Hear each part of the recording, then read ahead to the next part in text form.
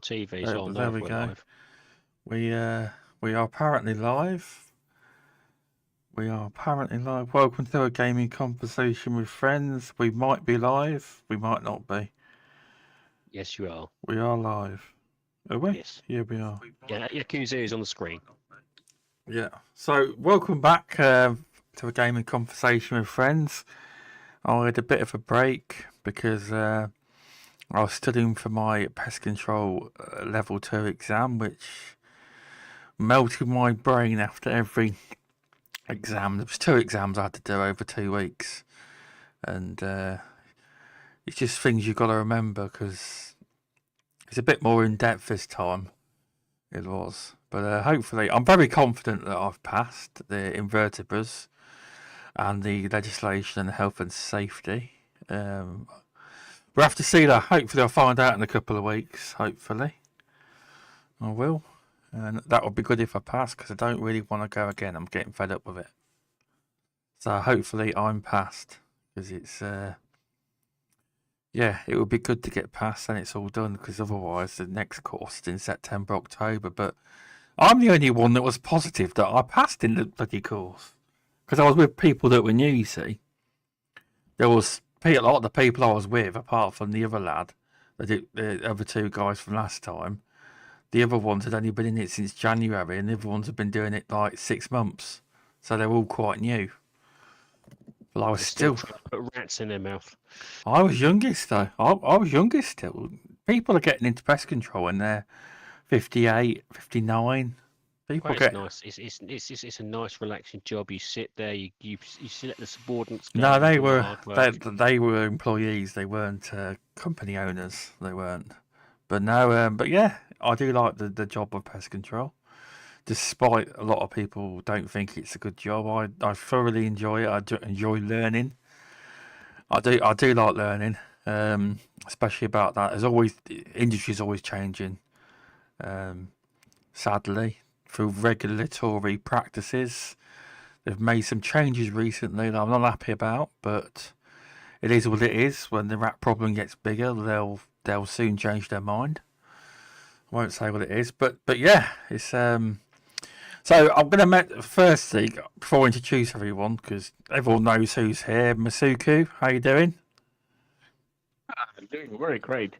I am very happy to be back here, and I really hope that the test went smoothly and you will get a positive result in very soon. Very soon. Hopefully, anyway. And Yep. and removal sanity. I had to think about Yeah. that. Did you have a nice sleep during the last podcast? We did. It's a slight unbroken nap. I would have preferred longer. You got. If you can't have a nap with mates, when can you have a nap? Honestly, next you'll be saying I can't go to the toilet when I'm on the podcast. That was me saying I think his microphone's broke. And I think Masuku already knew you were sleeping, but he was too polite to say on the show. It was probably, I made when I listened back you could slightly hear me snoring, and I think it was, as I said, I made the fatal error, and this is for any podcaster. If you are going to do podcasting, don't sit on a very comfy L-shaped sofa, because the moment you lay down, if you're like me, you're absolutely shattered and you've worked your backside off, you'll instantly just drop off to the smooth tones of Masuku and VJ. They'll just lull you into a nice warmth blanket of good conversation. Unfortunately, yeah, they definitely will. And it's like night stories for adults. But you can just go to sleep in a nice warm embrace of conversation about gaming. It's just a lovely, nice way to. I mean, what else would? Come on, that's a good compliment, isn't it? I went to sleep smiling. What more could you ask for?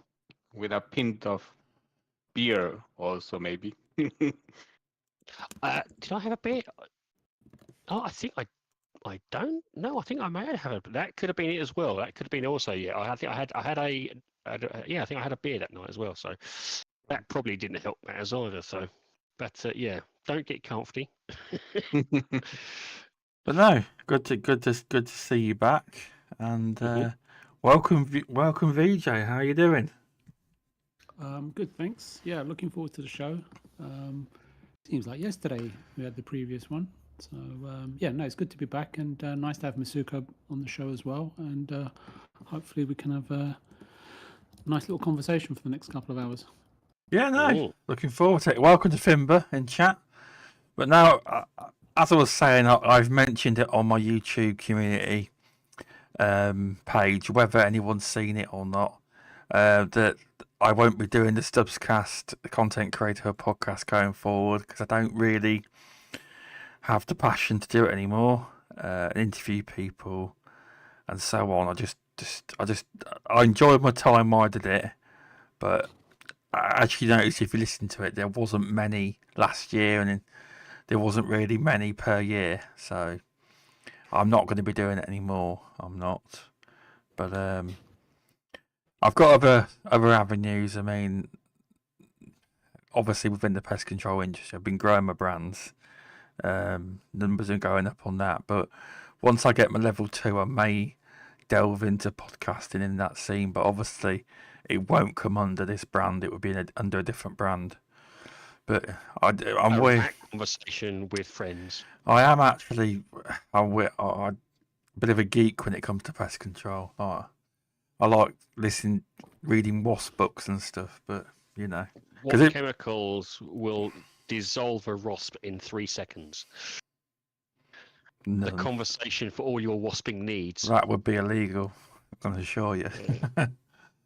That would. Yeah. Can a flamethrower can I use a flamethrower on a wasp's nest? A member of the public, the right way, the right way. Well, okay then.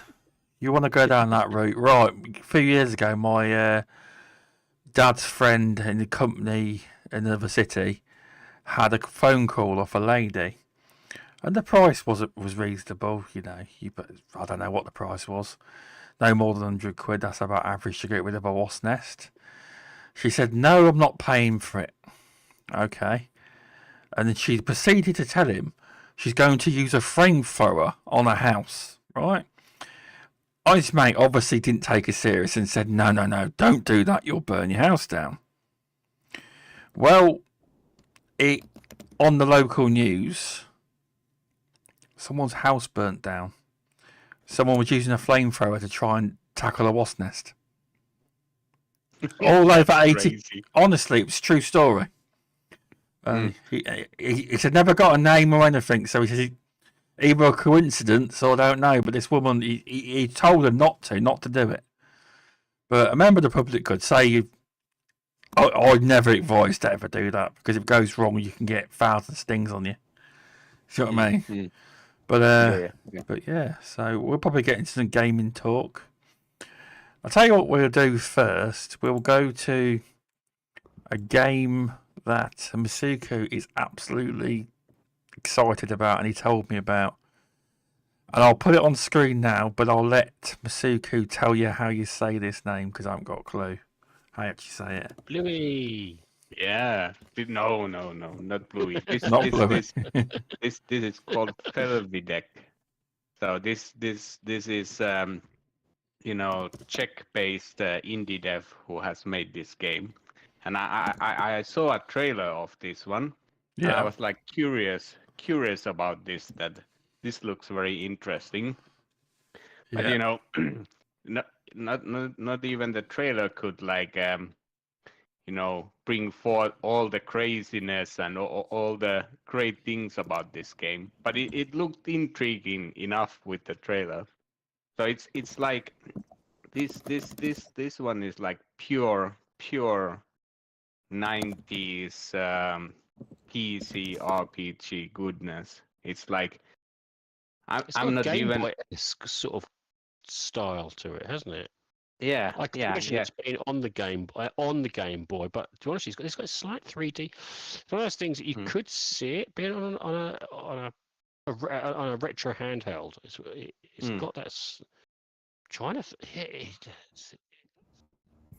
It's because isn't it like a 4:12 aspect ratio? Yeah, there is. Yeah.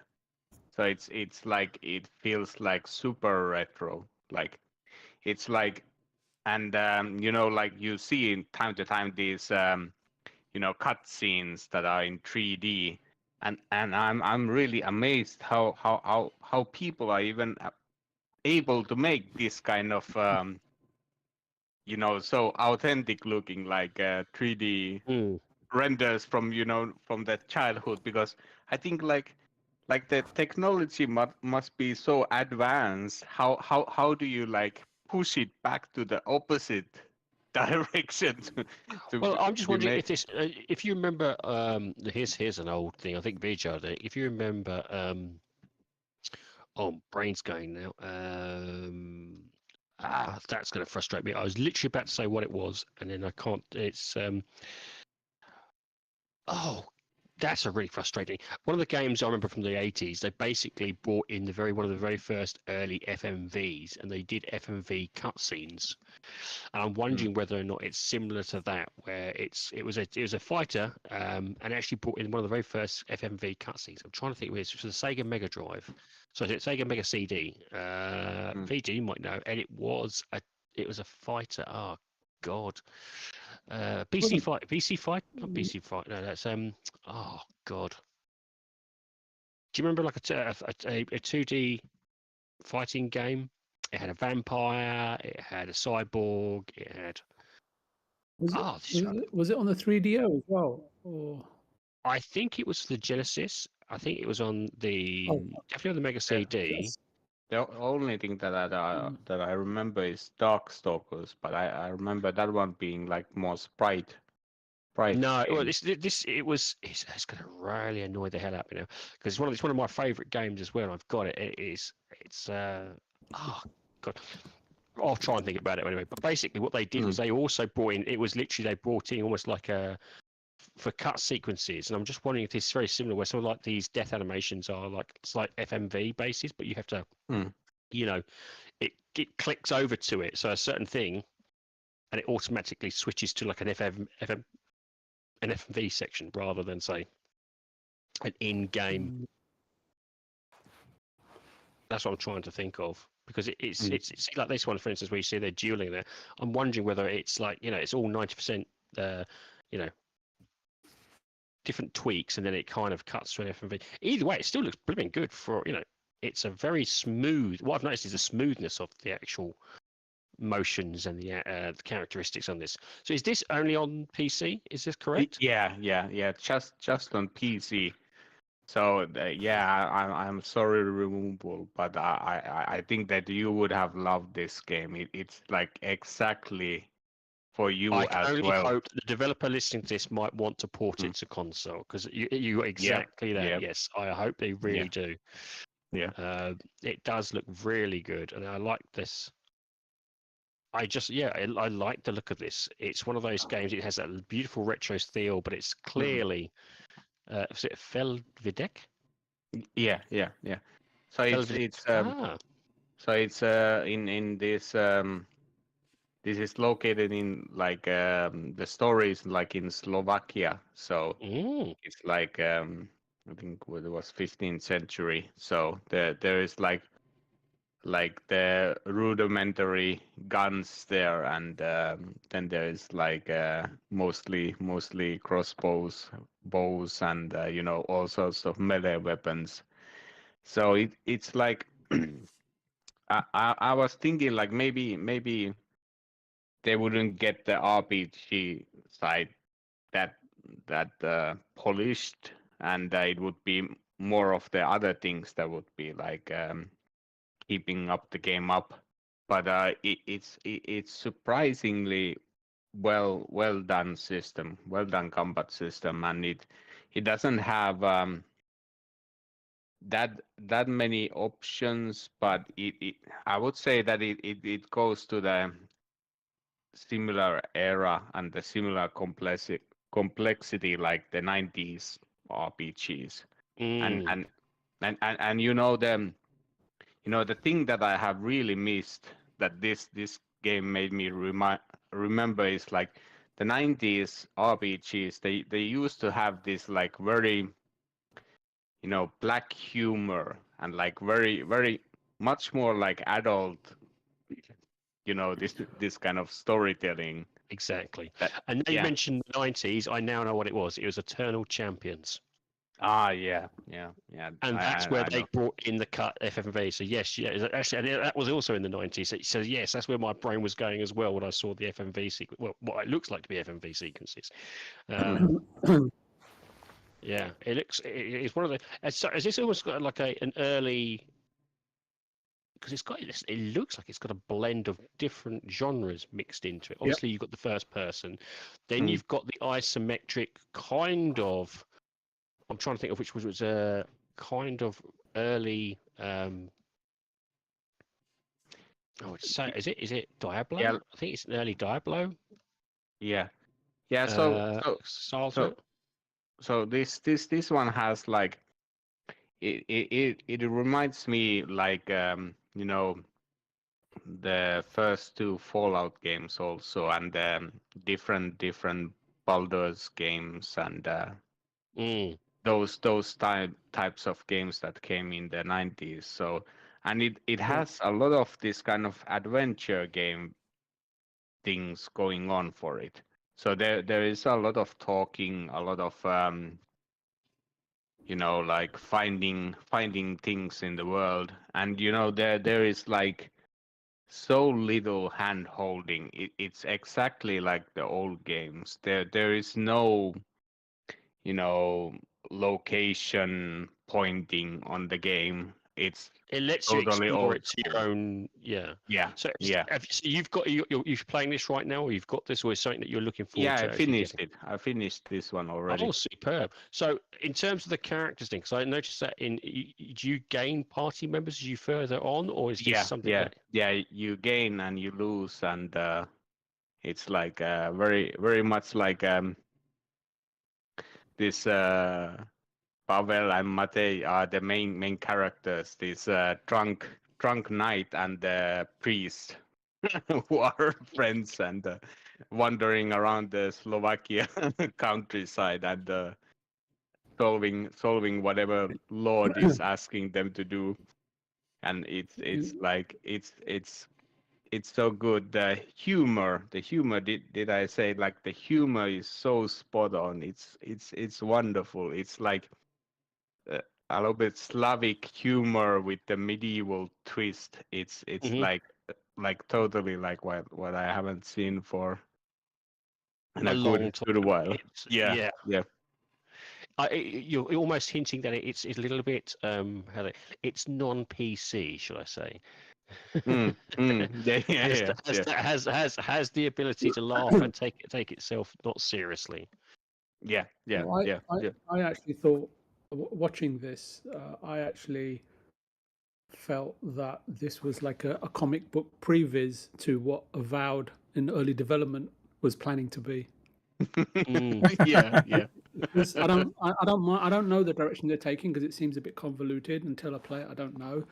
But when I saw the first Avowed, when it was first released, this is like kind of the early pre-production, comic book previews that you would get, in terms of, look, we go here, this is the kind of view, this is the kind of look and feel, and when you talk about humor, Obsidian does have their, own unique sense of humor as well. Yeah. They have toned it down much more, like from the the 90s days. Like there used to be, like in the first two Fallout game, like so much dark humor and so much raunchy humor. Like it was like so much more like well, it accepted that you as an adult, and it kind of treated the players as adults. It knew that you would understand that this is humorous, or it's not there to be offensive. It's there to. It understood that the customer was clever enough to kind of work things out for themselves, rather than a little bit of a sanitized version is what we're kind of getting nowadays. Yeah. It's almost like, oh, well, someone might be offended, so therefore we kind of really should tone it down. When in reality, that's probably going to be like 0.00001 person out of millions. Most people can, generally laugh and understand satire, dark humor, and yeah.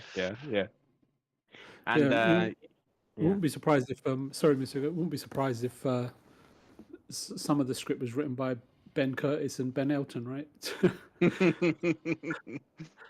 know, from Blackadder. Slavic version of them. Blackadder writers. yeah, I was just thinking, oh my goodness, there's Baldric. Yeah. That's true. And one thing I mentioned also, like you know, the music is perfect. It is pitch perfect. It's like 60s and 70s style, like psychedelic, you know, progressive rock. So it's like so out of norm for games, but it fits perfectly. It fits the tone like so well that it's amazing. And I'm like really surprised that not more games use this kind of you know, style of music. That's a safe nature, isn't it? That some would go for more safe sort of stylistic choices where they clearly hear the developers are going with what they feel there is their developmental choice. You know, they know where they're going for, so and they're the kind of accept, you know, happy to, like, you know, the players accept, you know, what it is their choice is. So do you know if the developers I'm assuming then this has got a pretty good review score, or what's the review score? On Steam score? It's like very positive, and now over 300 reviews. That's so really good, that is. Yeah. Yeah, so it has been out for like a week, so it's I think it's doing pretty well on you know, on this kind of scale of a game. And they even got a very good review on PC Gamer, like a rave review. So I'm thinking that it will also drive more people to try it out. Yeah. Like do you know if the developer is? I mean, obviously this has only been a week out.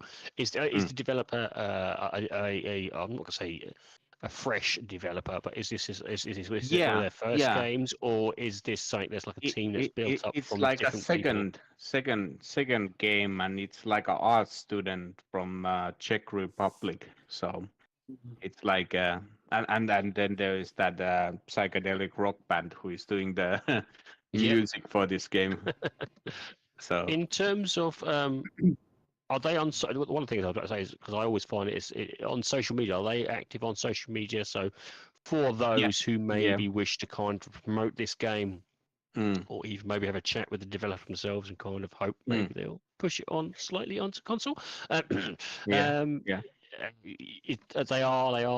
can be found. On X. I see that there is the developer is here, so I can maybe post what it I would later. do is, if you can really link that in the chat somehow, that would be quite good, so we can kind of, you know, how much is it a little bit out of interest? How much it was like a little bit over 5 hours, so it's like a very concise area experience. Yeah. Oh, okay. It's $11 here over on Steam. Oh, $11. Okay. Which will probably be about £8. It's not bad. That's not bad. Yeah. And so you're roughly saying it's about 5 to 6 hours, which is actually not a bad title. 15 hours for me. Well, that's the thing. You know, it's as I often say in reviews, depending on your skill and patience, you know, things can take, you know, 4 or 5 hours, or it can take you about 20 odd, you know, depending on how you wish to, you know, how you can play it.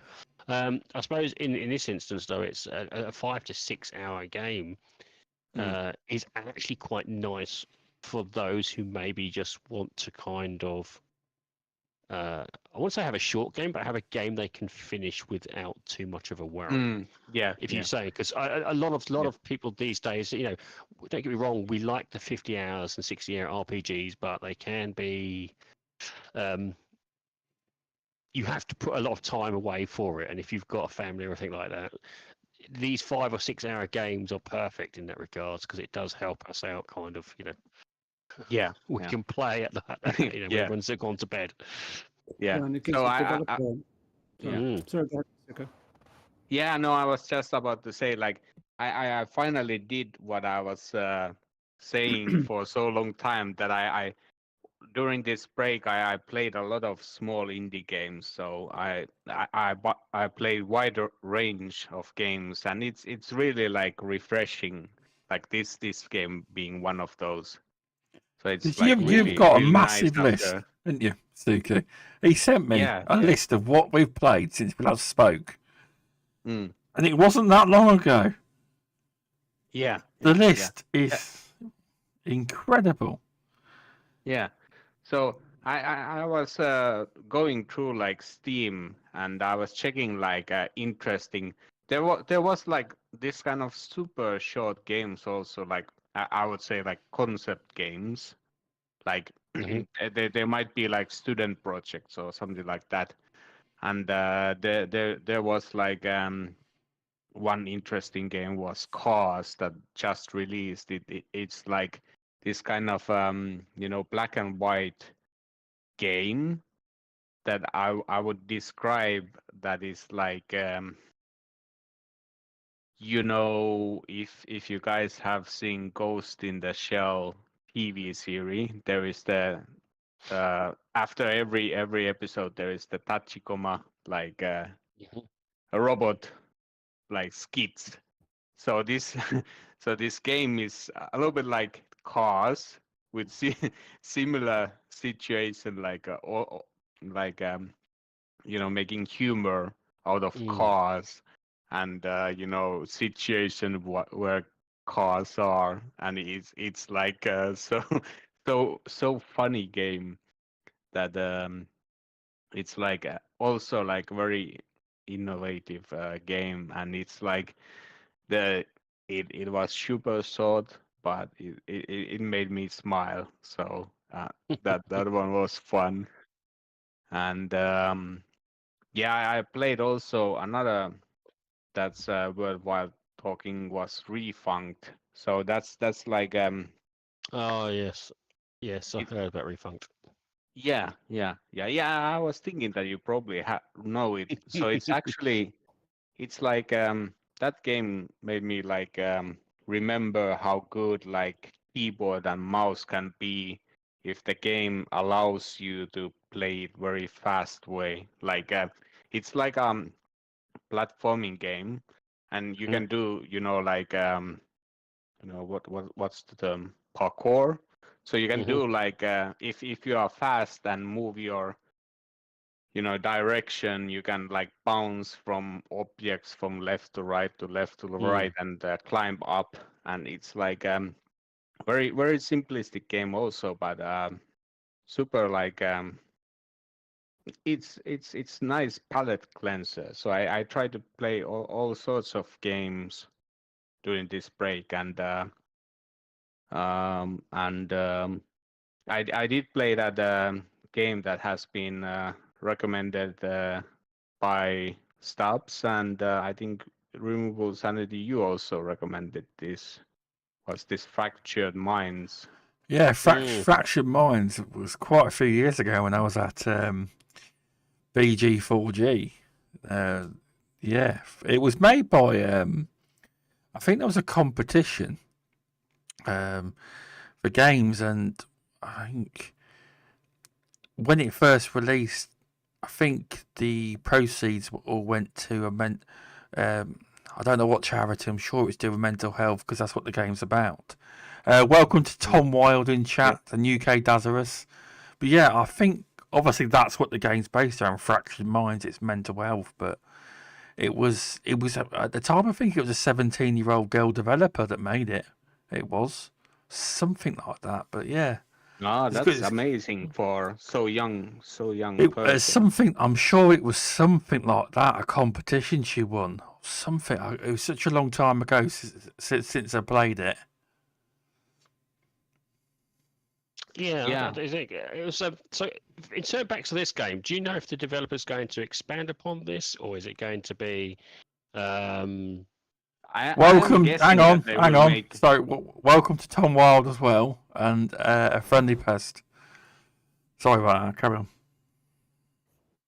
Yeah. I was thinking removable that because this guy has already done 2 games in the kind of similar vein.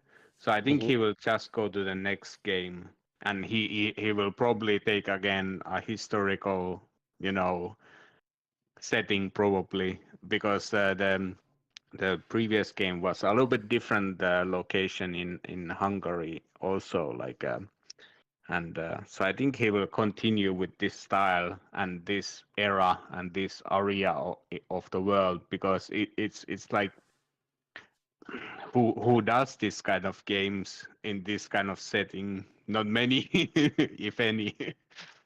I think the setting itself. I think we're trying to think of a sort of similar. What was there was a game from that era. I'm just trying to think, and it was. Oh God, it was a couple of years ago now, sort of thing.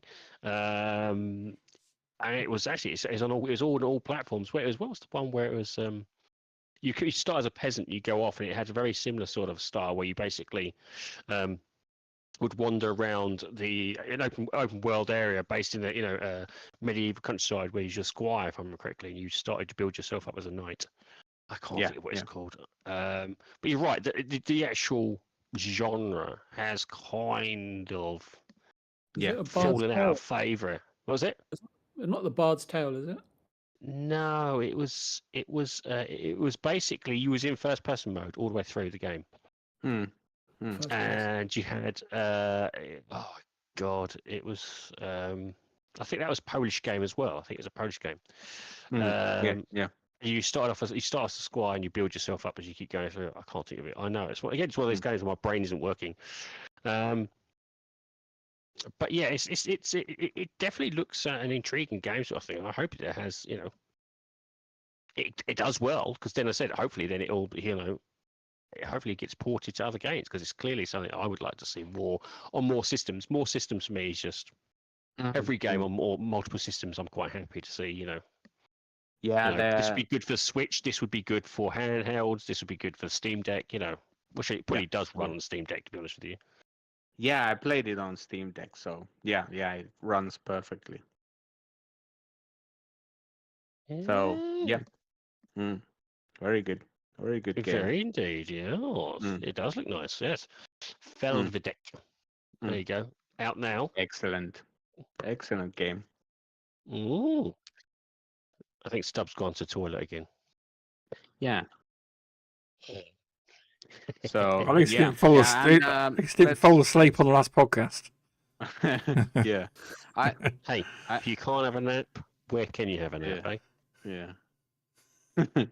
So I don't remember, did I mention it, but it was like it was at least I mentioned it on Twitter, like that Godzilla had recommended one game called Unleaving. So I played that game through also. It was like this also artistic game, but the special thing about that one was that everything was made like with traditional art methods. So there was a lot of graphite drawings and a lot of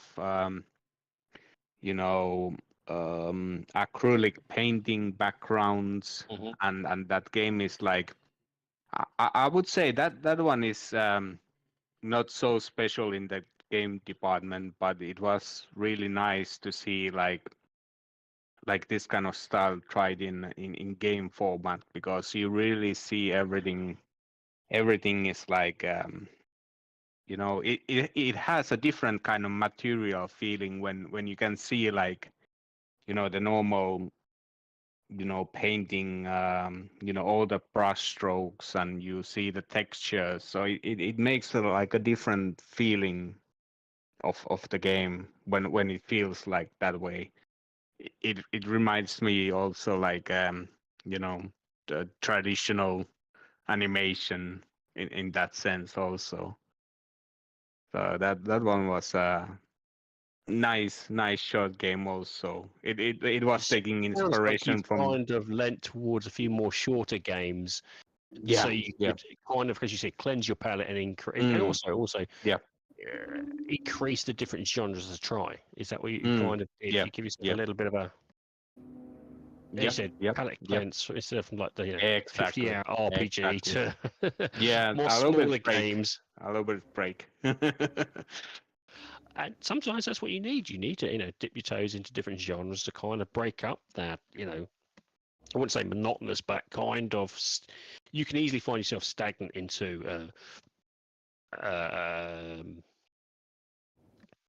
You can find yourself falling. As you said, you can find yourself falling into just one genre a little bit too much, can't you? And then you're like, do you know what? I'm getting a little bit bored or a little bit tired of that genre. So it's always good to hear that sometimes just a little bit of a snippet or a break from that can just almost like revitalize your love for the previous genres that you're interested in.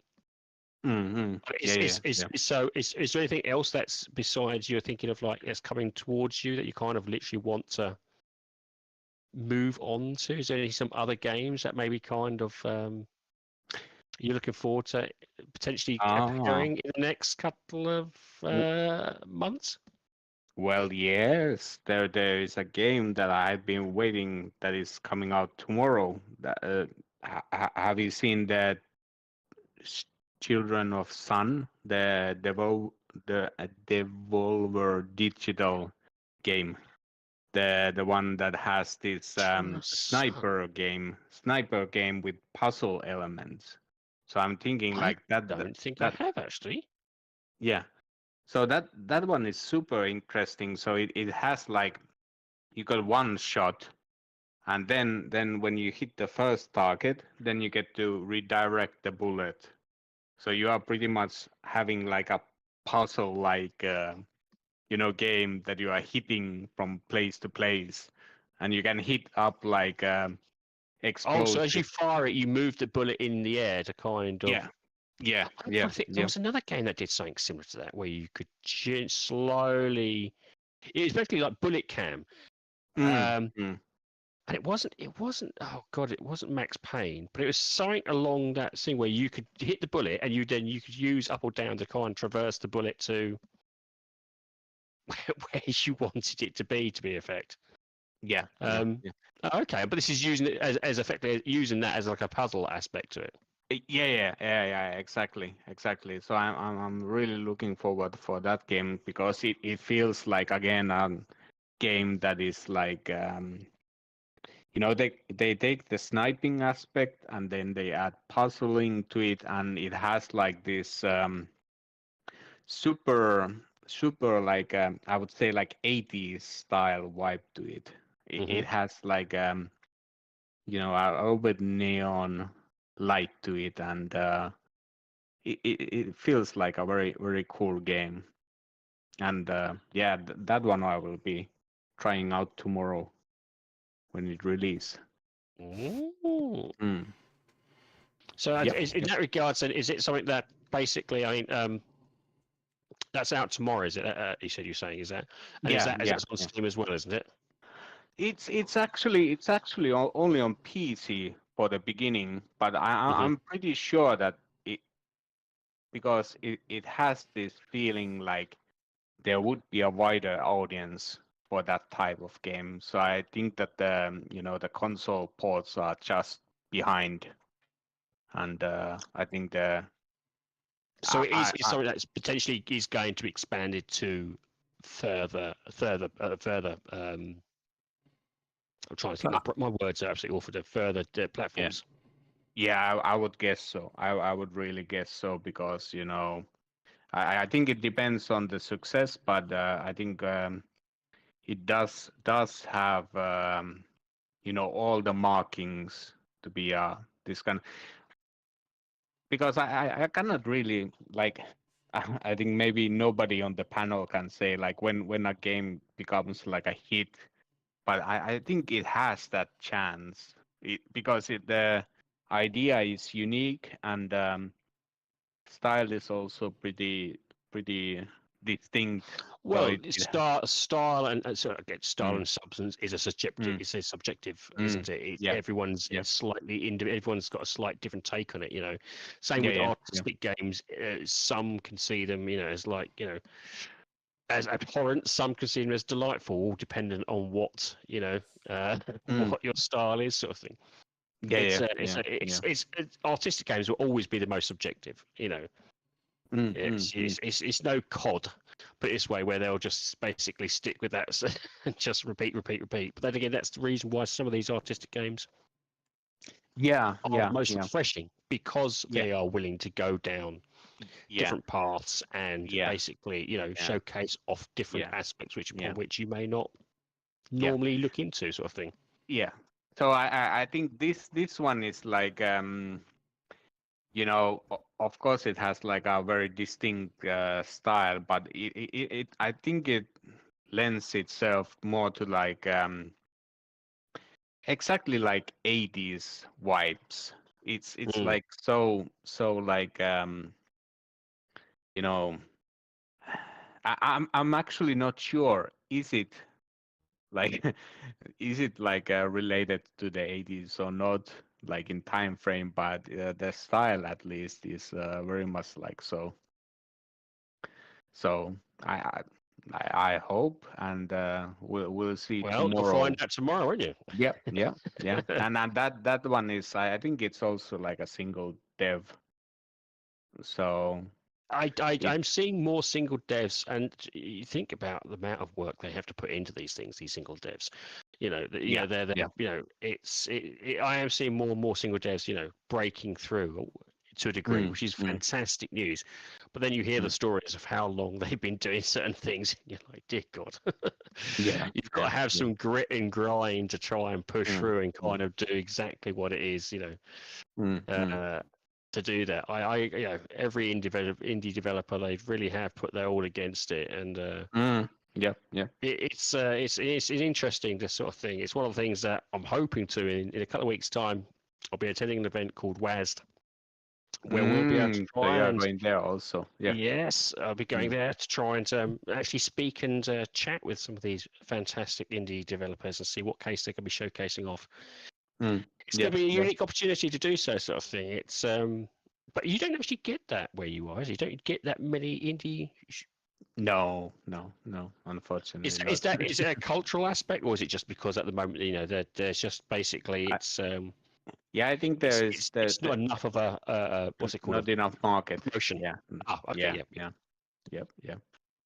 But you never know when get chance to go to UK or somewhere else and go to these events, because it was really nice to going to EGX with you guys. Yes, yeah. I mean, it's a bit of a shame that you guys don't seem to get it there, but I mean, I suppose I suppose, as you said, it's just that there isn't a taste for it at the moment for those aspects. It's not saying it won't happen, but it might. It's just at this stage. Is it because, you know, because they do? Has anyone tried it? A lot of colleges. Yeah. Has anyone tried doing the show like it before, Masuku? In Finland, not like an EGX, more of like a smaller collection of like indie developers. Little, almost like individual. Because I know sometimes universities do these little, what I'd call, I'm trying to think of the word now, but it's like indie showcases. Yeah. And I don't know whether or not it's something that happens maybe in the universities or colleges. And do they do something like that, perhaps? No, I haven't seen those. Like even like game jams, like Indie is mentioning in the chat. Like I have seen like very limited things like happening here. So the only like you know, there is like this kind of huge e-sport event. And there is like at least some competitions, like there has been like a long traditions, like there you could see like something. And there was like scene of like, you know, this Commodore style music happening there always. So that was active scene in this esport event. And also other game related stuff, but really not like not that focused thing here. So I think well, you never know. Maybe it's one of those things. Maybe the developers themselves are kind of just too busy actually creating good games, and they'll be like, well, I can, you know, as you said, they're moving to different game jams or different events across the Europe to try and focus on those ones instead. I know Germany does quite a few. I think France does a load. Obviously, America does. I know we do. I'm just trying to think of other European cities that kind of. I know Sweden does one. Yeah, they had that. Now It it's just it That's... escapes my mind what was the name of that one, but yeah, they do. Oh, Yeah, they yeah, do. there is one that does have. You're right. I can't think of it as well because it's once every year. I think it's yeah. There's something does happen, but it's one of those elements of hopefully more will come across. So yeah, it sounds good. Sounds like it's all well, always good to see more new fresh talent coming into the actual to the scene sort of thing. Yeah. So let's hope for the best for all the indie devs. Fingers crossed. Yeah, I will be at least trying out some of the games and reporting back here or putting something on Twitter. I hope so. Yeah, make sure you do so we can try and keep up with you. Speaking of new games you're looking to try, are you looking to try the new MechWarrior 5? There we go. As the trailer was put on there. That's what the trailer. I spotted the trailer because I know what VJ's plans. Can't wait. Which is being transported from UEA 4 to UEA 5, and I know me and VJ absolutely love the MechWarrior 5 on UE4. Yeah, but it'd be interesting to see your take on it because I don't think you're much more of a MechWarrior fan, are you? This MechWarrior is like in the 90s also. I was playing MechWarrior 2. I used to play that game a lot, and I really love that game. But all of the games that came afterwards, I have played none of them. So I'm always when I see you guys talking about it, it always brings fond memories of the second game, and I'm maybe I really should try it out. So I would probably say 5 is the closest to the second game. It's probably one of the closest. In terms, I understand your reservation because you don't want to destroy that nostalgia to it. I would say the issues that we had with 5 in terms of MechWarrior Mercenaries, VJ, your point about this was more a case of actually co-op play. Was that? Would you say the similar sort of thing, VJ? Would you say that co-op play was probably the biggest problem with MechWarrior 5? I would say that given the co-op experiences in other games, in other modern studios, I think it was slightly lacking or slightly behind, but I can't remember exactly when MechWarrior 5 launched. But having said that, 2018, I think 2018 or 19.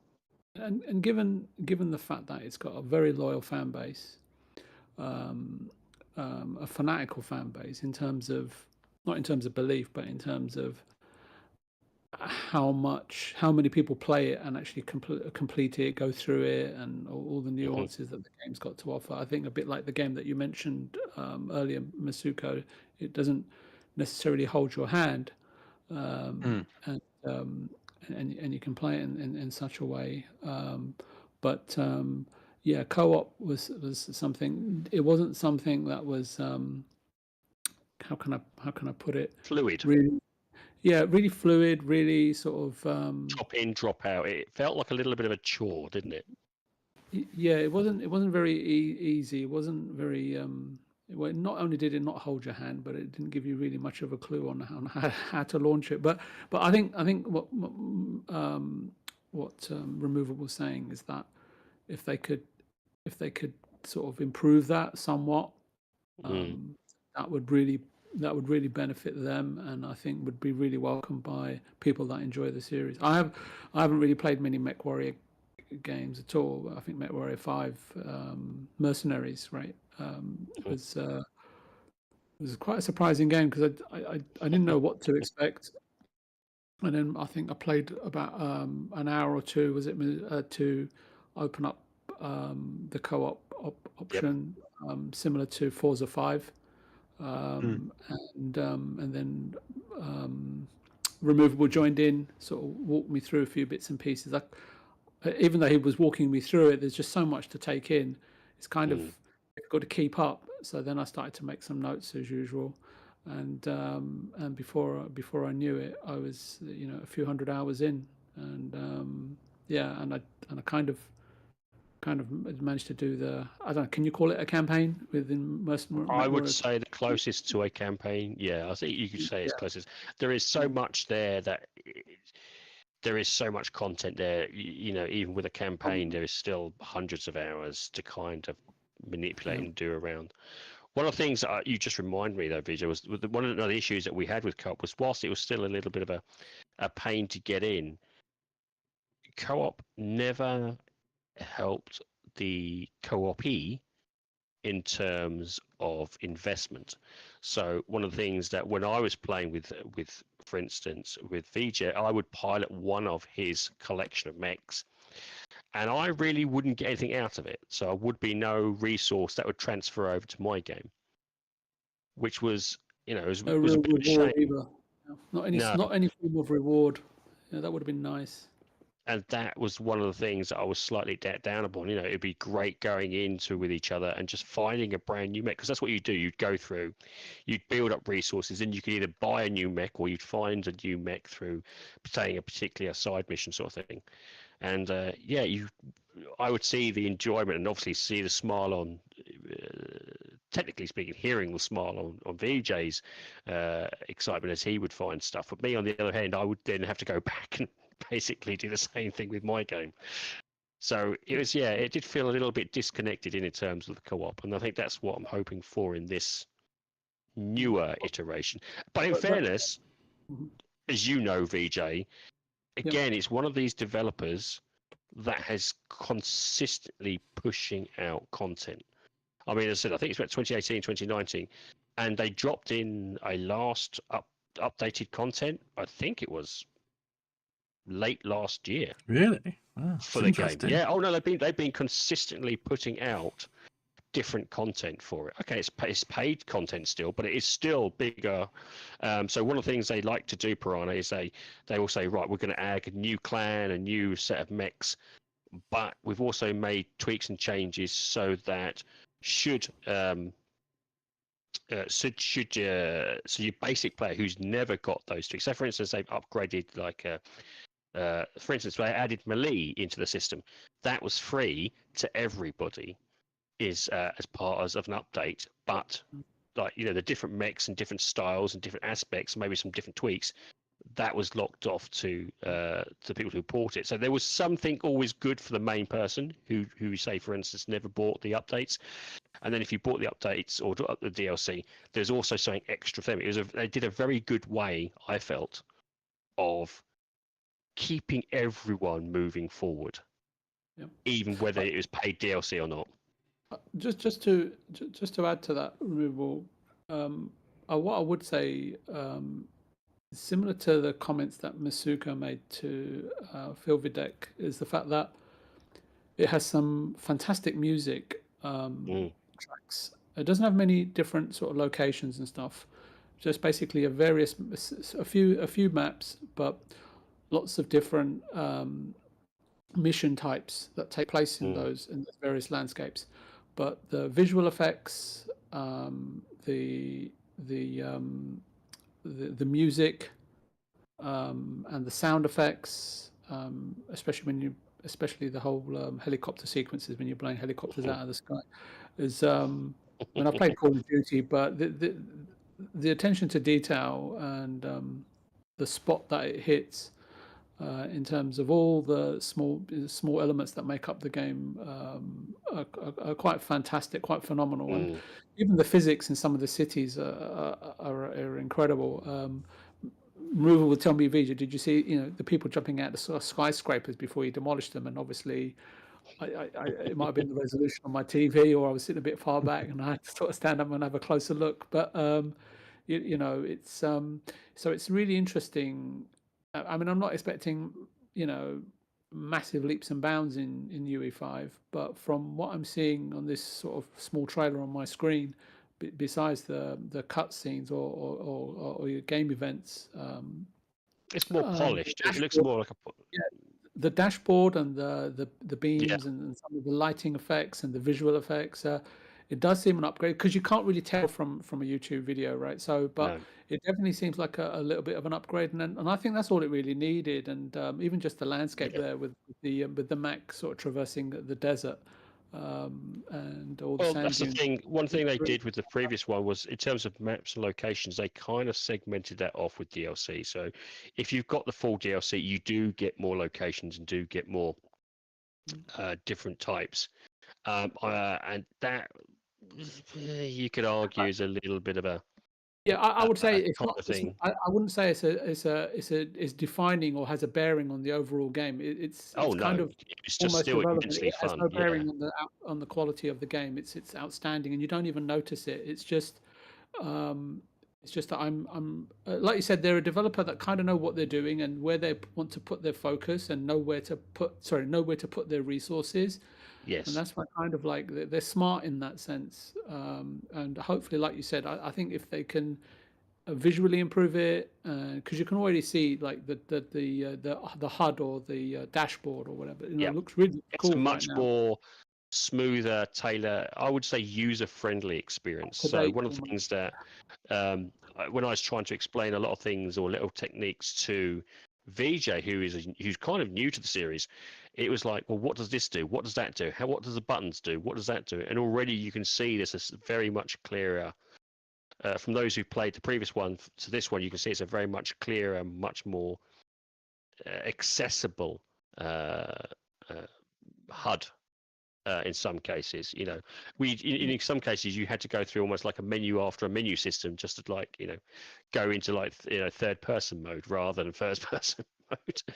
You're like, well, that's a bit convoluted. They can probably tweak that, but I keep forgetting these are the people who kind of brought an updated MechWarrior to everybody. It hadn't really, from 4 to 5, it was a very big jump in terms of years.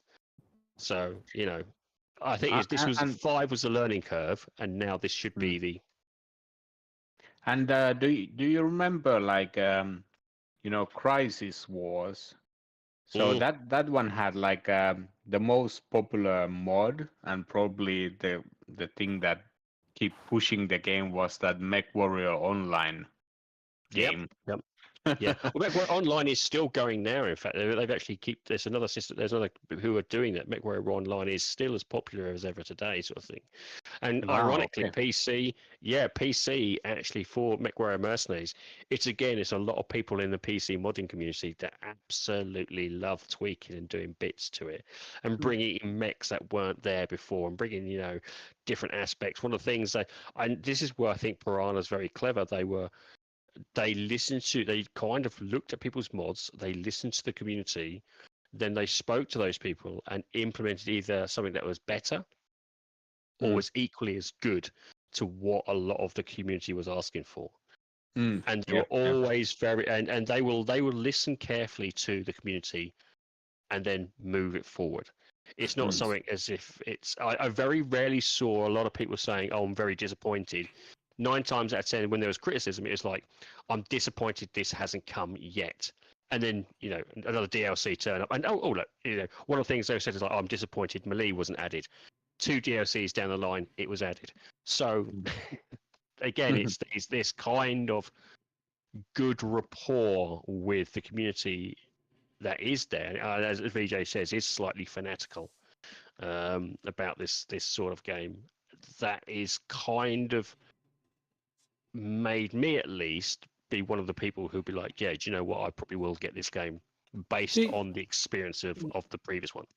See, Masuka, you might, or Mr. Stubbs, you might see this game and think, oh, what do I want to jump in a clunky robot and the gameplay doesn't look that interesting and looks a bit slow and laborious and a bit, but it's not. It's far from it. The strategic elements in this game. Yeah, especially in it's fast paced. It's Depending on the mech, strategic. yeah. All the mechs you find have got a purpose, and it's not just there's not small little mechs that have got high capacity for speed, but low ammunition. There's big humongous mechs that are slow, ponderous, but can have huge amounts of firepower. And then there's mechs in the middle as well, and they've got their sort of pros and cons. But every single mech in the game has a use and has a purpose and fits a play style, but also you end up, because when I went into Removable's game just to see his hangar, and I said, why have you got like 100 mechs? Can't you just make do with one or two? And he said, no, you're going to need more than that. So depending on the mission types you go on, because you have multi-mission adventures as well, and your mechs take time to repair, and so you've got to strategize, like using 20 odd mechs over the course of a 3 or 4 mission, and they're not necessarily easy. And so all that planning, you think, oh, well, do I really want to sit there and plan it? But it's no different to what you do in Diablo or Divinity, Original Sin. So, but it's just themed and formed differently for a different type of game. But one thing you can't underestimate, which I did, is the gameplay. Masuko, Mr. Stubbs, it's quite phenomenal, really. And I think it's a slow burn, but once it gets you, it kind of does get you. I like, even now I dive back. I think that's one of the games that I said to VJ is it's one of those games, for me at least, that I can park it and go back to it a month later, easily for myself, come back into it again, and still move forward without the worry that I'm missing anything out. I think missing it out. I think the biggest compliment I can pay this game, I don't have a lot of storage space. I've only got the storage space that that the machine, that the Xbox Series X comes with, and this is one of the games that I don't delete. And I'll delete other games. Gears, I'll delete. Wash your mouth out. Gears, what I'll do, I'll load it up and then just delete it for the sake of it, just for fun. Yeah, do it. And I'll delete, that all those games. This game I haven't deleted because it just brings back a lot of fond memories. And I say, and I don't know about progressive rock or the way you define the music in the indie game Felvidek. Forgive me if I'm pronouncing it wrong, but yeah, I don't know what you can say about the music Removable, because it stays with you even while I'm sleeping. I can hear the tune in my mind. It is like an 80s rock based music as well, so it kind of ties into it is. It's like as you're tromping down in this big mess. I have reinstalled this game to give it. I'm thinking about giving it another go. Some shout outs to what's his name? Luke Steele's in. And who else? Powered by Mo and the Indie Gamer. Welcome. It's one of those games. It's the biggest. And again, it's one of the biggest flaws I think for this game was. You need someone probably there to explain it to you. Yeah. But once you've got the basics down underneath, then it becomes second nature. But it doesn't do a really good job of probably. What would you agree? Would you agree it does a really good of telling you how things work? I found it's a bit difficult. I kind of needed like help. It's a bit difficult.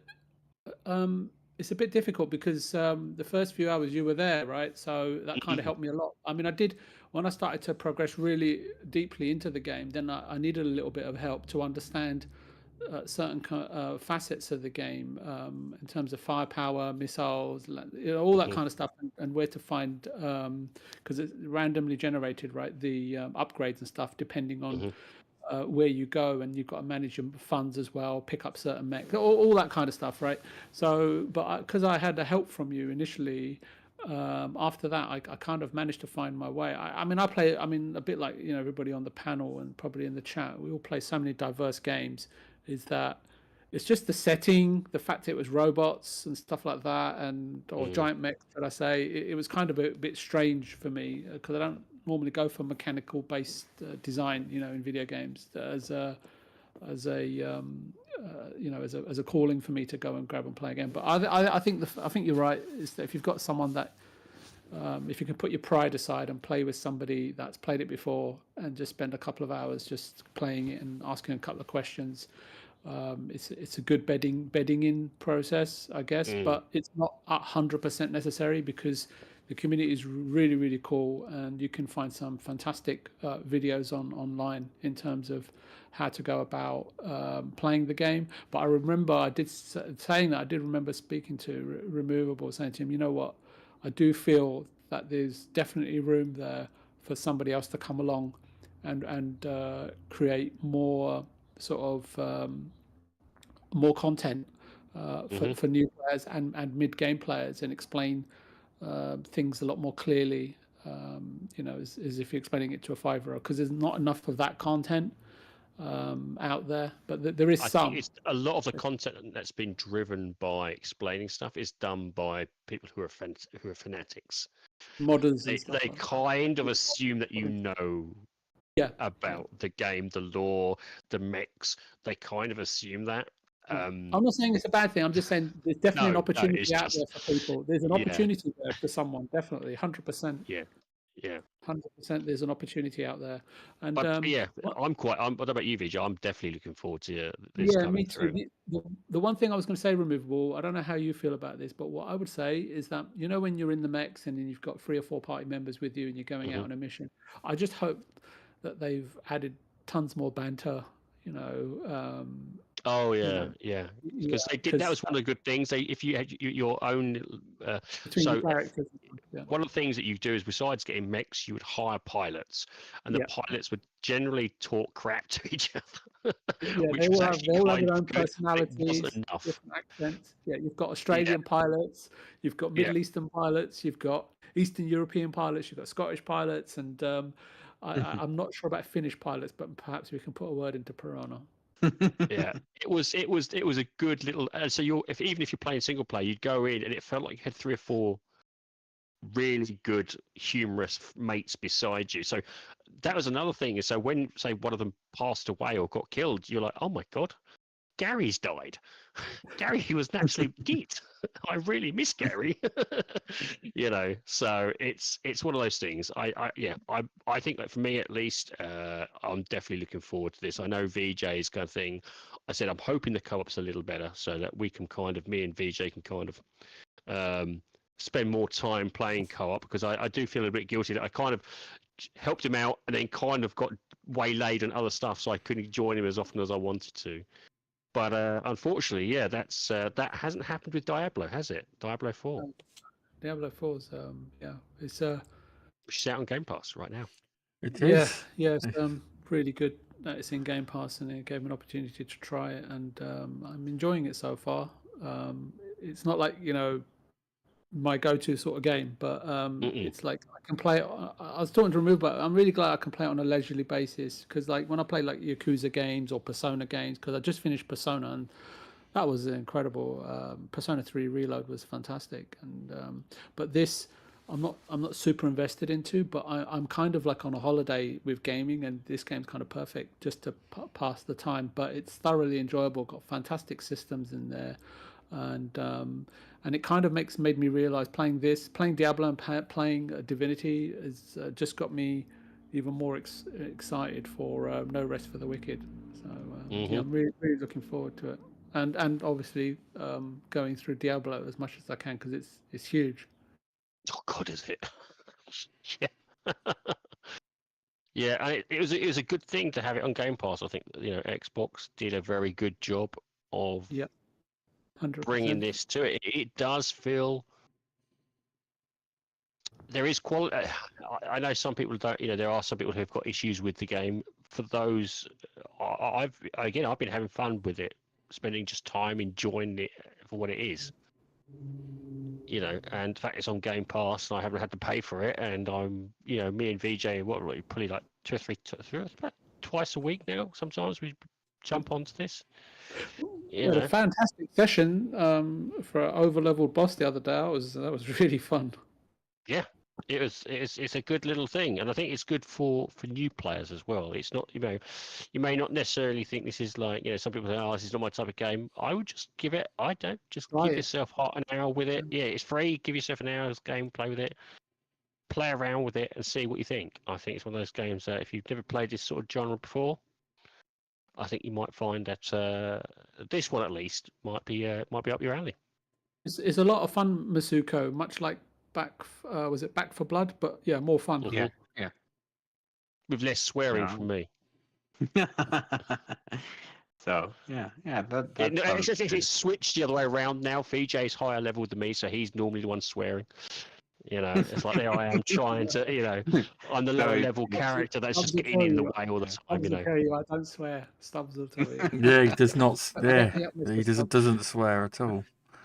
You know, when I say swearing, it's the VJ swear. It's, you know, it's normally, you know, it's a dark humour, you know, that comes through. Oh, you did well, didn't you? After I've died about the third time, you know. Yeah. It's that subtlety that brings, you know, it's like the only VJ can bring. I've There's just. a lot to But no, learn it's from brilliant. I've There's a just. lot to learn from this game. There's a lot to learn from it, from a design perspective, from a visual effects perspective. There's just many facets for the kind of some of the again, going back to that game in the beginning, Masuka, that you were talking about, Felvidek. You know, I know you mentioned that they've probably been influenced by games from the 80s and 90s. Yeah, because primarily.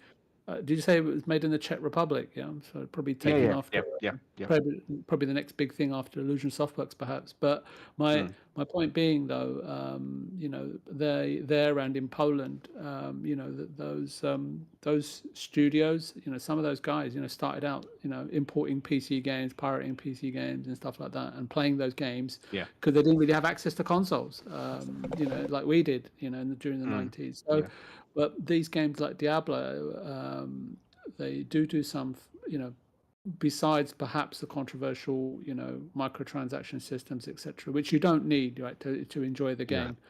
But dare I say, complete it. But it definitely does quite a few things where you can definitely pick up interesting components in terms of how to then put your spin on it or your take on that particular facet and incorporate it potentially into one of your games to improve it further down the line, or a further iteration of the same genre.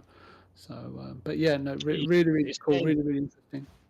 It's a game you can truly make your own, depending on how you wish to play it. It's up to you, and there is no bad way of going about it. It's all about learning the systems, playing the game, and doing what you want to do to a degree, whether that works or whether it doesn't. You know. Yeah, it's not even stressful or anything like that. It's just a lot of fun. No, it's not, is it? No, yeah, that's another thing. I think I was expecting it to be kind of, as you said, it was to be stressful, but it wasn't. Even like when we were playing things that were hard, it was like, yeah, okay, this is just enjoyable. Back to your kind of 80s, 90s, just sit down with mates fun, really, just over the internet.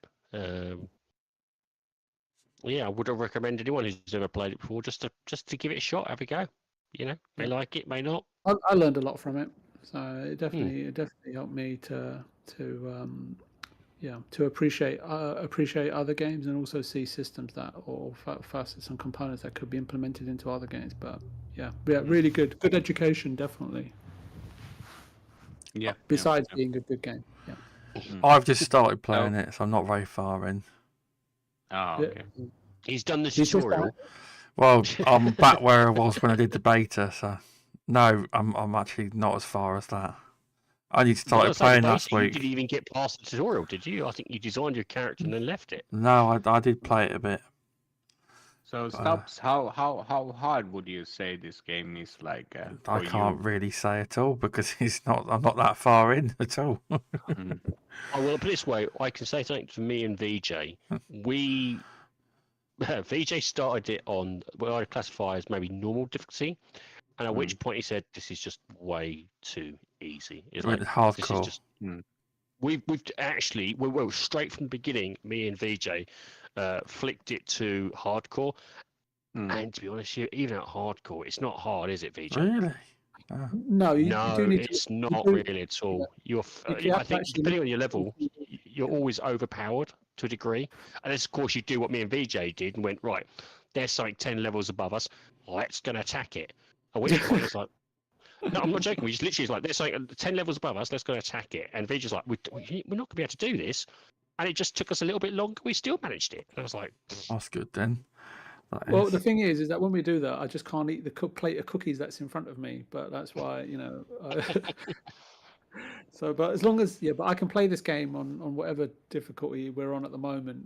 I think it's the highest actually. But Let's have a word with old Phil then and say that VJ's finding it too easy.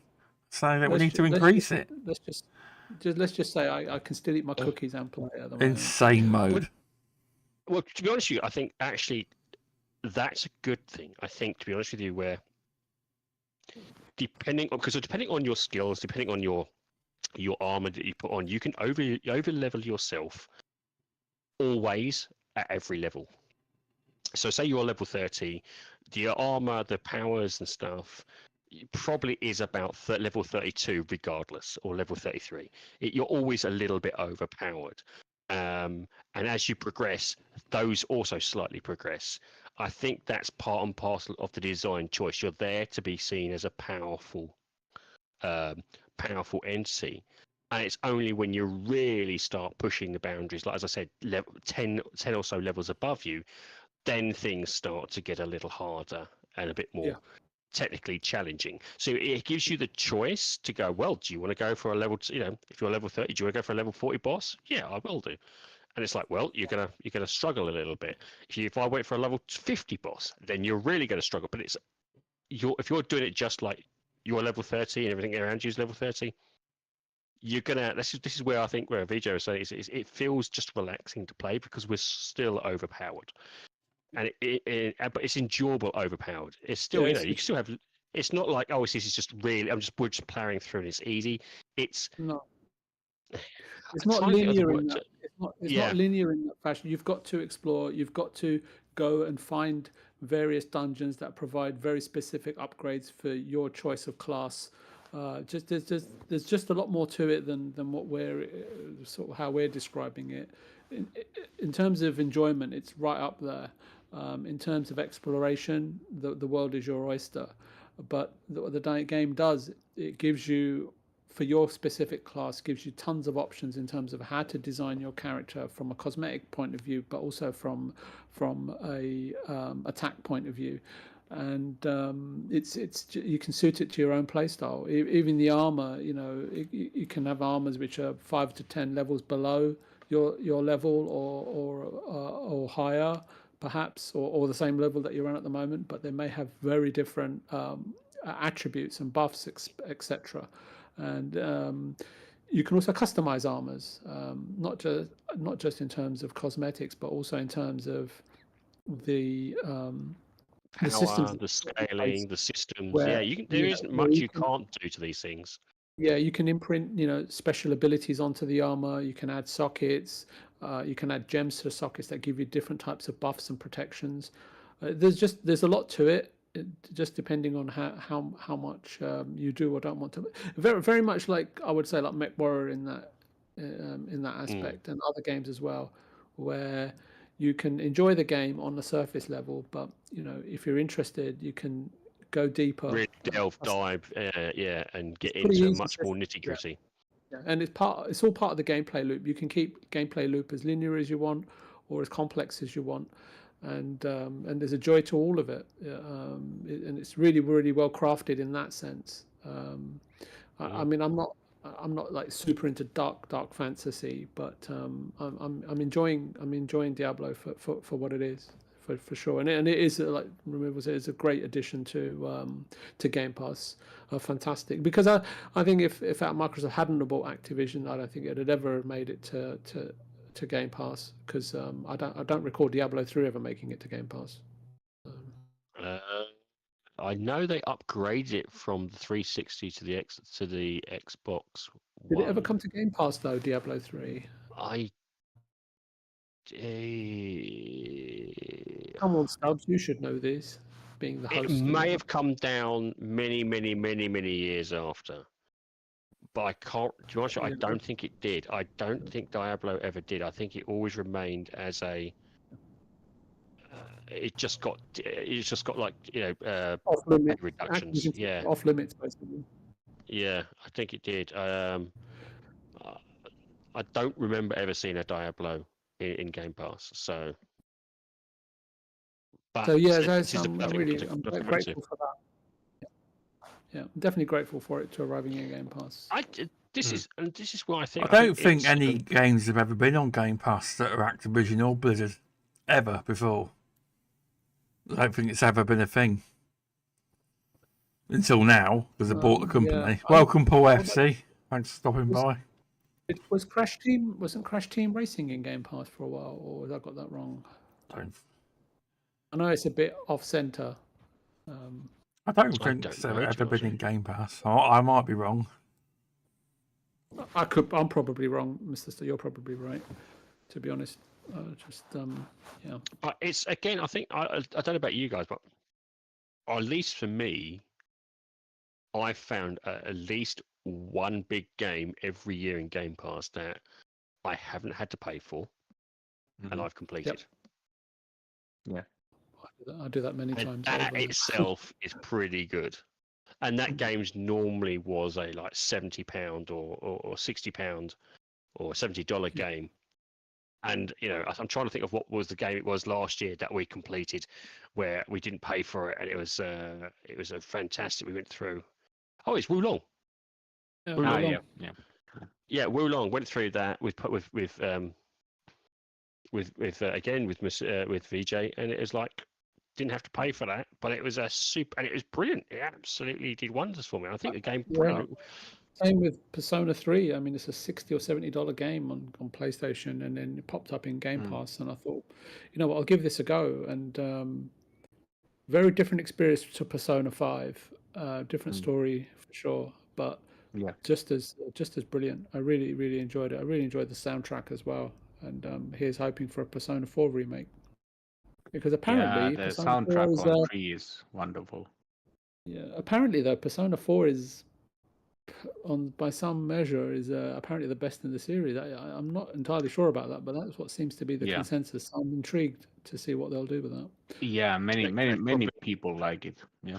Yeah, haven't I think played it's those who have played the whole series, so they're going to have their fate. I think, isn't it? Some of those saying some of the characters, it's some of the best characters he's in for, Well, and that's how it kind of leans itself to it. What it is that it's not just that. The theme of it is a little bit more adult, but also it kind of it intertwines a whole murder mystery into the story as well, which kind of grips you apparently. So like I don't know if I can say who done it, but yeah, it's got a bit of a Poirot to it as well, so which is yeah, which is really interesting, and all the Personas have got fantastic music. I mean, I've only played 3 and 5 for quite a long periods of time, but the soundtracks are quite fantastic, really. Just brilliant, absolutely brilliant. And that's why I mentioned. Sorry, Mr. That's why I mentioned just quickly is I rewatched Metaphor Refantasia, the trailer, and not a lot of people have got an eye on it at the moment. But after recalling it from the Xbox show, I watched it 2 or 3 times and a few other videos based on it. And my goodness, does that game look phenomenal! I mean, it's by the same people, same team, the same core artist, director, musician, writers of all the pedigree there, isn't it? Yeah, basically the dream team that created, well, if you want to call it the dream team in quotes, that created Persona 5 are the ones directly responsible for Metaphor Refantasia, which isn't just another team that's been built. That though they've been actively guiding and taking on the lead positions that they did in Persona 5 for Metaphor Refantasia, and it's coming out this year. And just the setting, because I've played Persona 5 on all the features I'd like to have seen, bit like MechWarrior 5 Clans removal, the features and the subtle quality of life features we'd like to see implemented into the game, like other modern games. Metaphor Refantasia seems to be doing that as well, which is really great to see. And I'm really looking forward to it, especially when I don't know if you watched the video that I sent you in terms of why the way that they were very specific about the fashion design for the characters, the weapon design, the settings, the music, everything's all been very. You can tell again, they've got that pedigree. They know where they're going. They've got the pedigree. It sounds like they're listening to the fans, and it's another developer who knows what they're doing, who's comfortable with what they're doing, but at the same time is also comfortable and listening to the community and giving them what they want. They can reimagine what. Yeah, they continue to evolve and unlike Bethesda, and I'm probably being critical here, where it's more about emulation versus evolution. That these guys, Nintendo with Zelda and Mario, Zelda probably to a more degree, and with Piranha, and obviously there's other studios I can't remember all of them, and you've got now with P Studios, Atlas, etc. They know how to evolve, like you say, Removal, what they're really, really good at. And it's a testament to game studios that can stay relevant, if not continue to be on the cutting edge, bleeding edge of the genres that they excel in. It's not just for 5, 10, 15 years, but for decades at a time, and that's really difficult to do. Really difficult to maintain that kind of consistency. I think the consistency key there. Yeah. The key to their consistency, from what you've just described to me, with all those developers, is those who wish to stay in the game for the long term have to evolve, but at the same time, they listen to the community that supports them. Yeah. If something isn't working, they'll go out and fix it. If they want something into it, they may not get it straight away, but they'll listen and they'll try and implement it where they can. So it's a combination of evolving in terms of the systems and the game design which they want, but at the same time listening to the fans of that genre. And I mean, the true fans of the genre, asking for some really good quality of life aspects. Not just the odd rabid fan saying they want something for the sake of what I'm saying is they're listening to the core fans who know the game as well as they have designed it, if you know what I'm saying. And if you can find developers who do that, I can't, unless of course they do something majorly bad and cock something up majorly. How can you not succeed? Because you are progressing in terms of software, in terms of design, but at the same time you're also giving the consumer what they want. Not always straight away, mind you, not always maybe how they want it. But you are supporting the consumers who support you and who will continue to support you.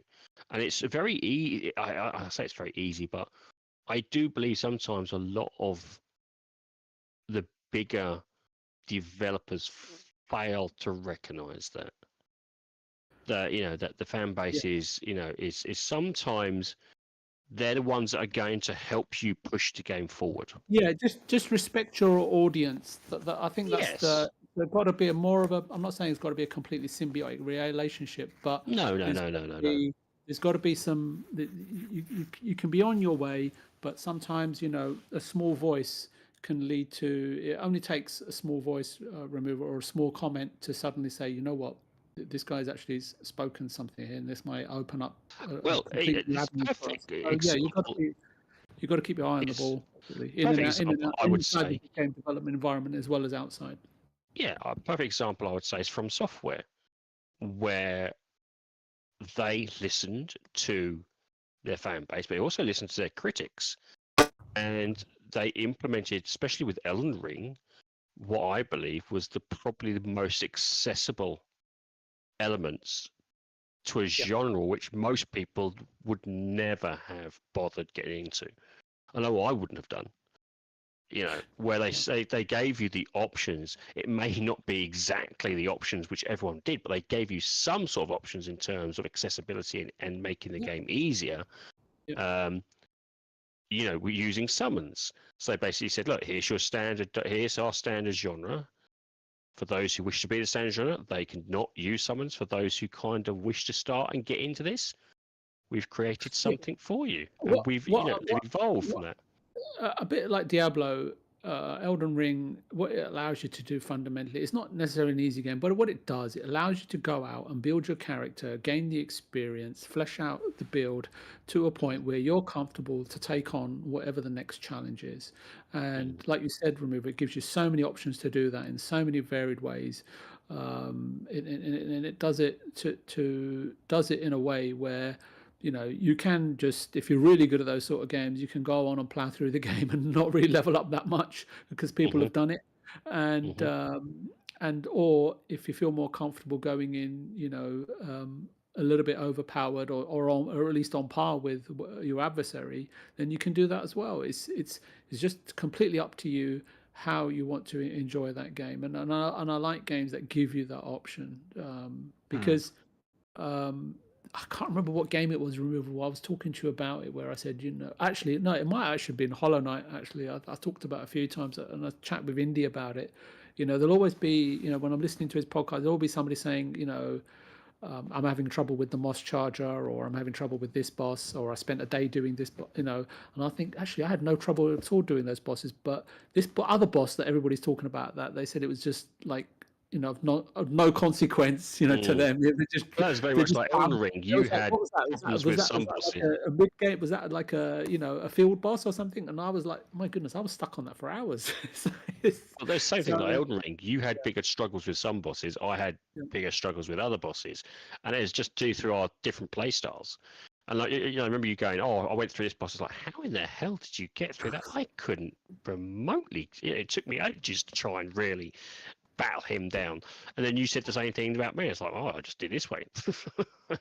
You're like, oh, okay, that's your character. That's how you got through it. And it was. Right. It's one of those things. One of the reasons I kind of pushed towards Elden Ring in my explanation was it was a criticism often from them, which I was intrigued me about, was that they said, oh, it's not there. It's only there for their hardcore fans. And that was probably the biggest criticism of the Dark Souls and From Software type of games. It's only ever there for the most, hardened of fans. Why bother? And I can safely say I was one of those as well. After playing the first game, it's like, there's no way in hell could I play any of these games anymore, And I'd say I was naive in that as well. So seeing when Elden Ring came out, these alternative options, it did change my mind, and in a strange way, it helped me move forward onto the genre and better understand the genre. It was like an open door to it, And sometimes even it does, as I said, it didn't have to be the way, because it also, people are still criticizing Elden Ring for being too hard, and it's like, well, why don't they have an easy option? It's like, well, they gave you easy options. It's just not the way you think. Or the way you wanted it to happen. They gave you an alternative way of doing something easily. They didn't give you a little button to say, yes, it's now easy. They said, here is an alternative way that still retains our vision, but at the same time, we've heard you. And I think that was a good way. So I think sometimes you don't, as a developer, I think you don't want to always fall into the trap of just give them what the consumer wants. Sometimes you have to kind of say, well, no, I respectfully decline, but here's a compromise. And I think that's what From Software was. Yeah, I have been thinking about this this difficulty thing also. Like, I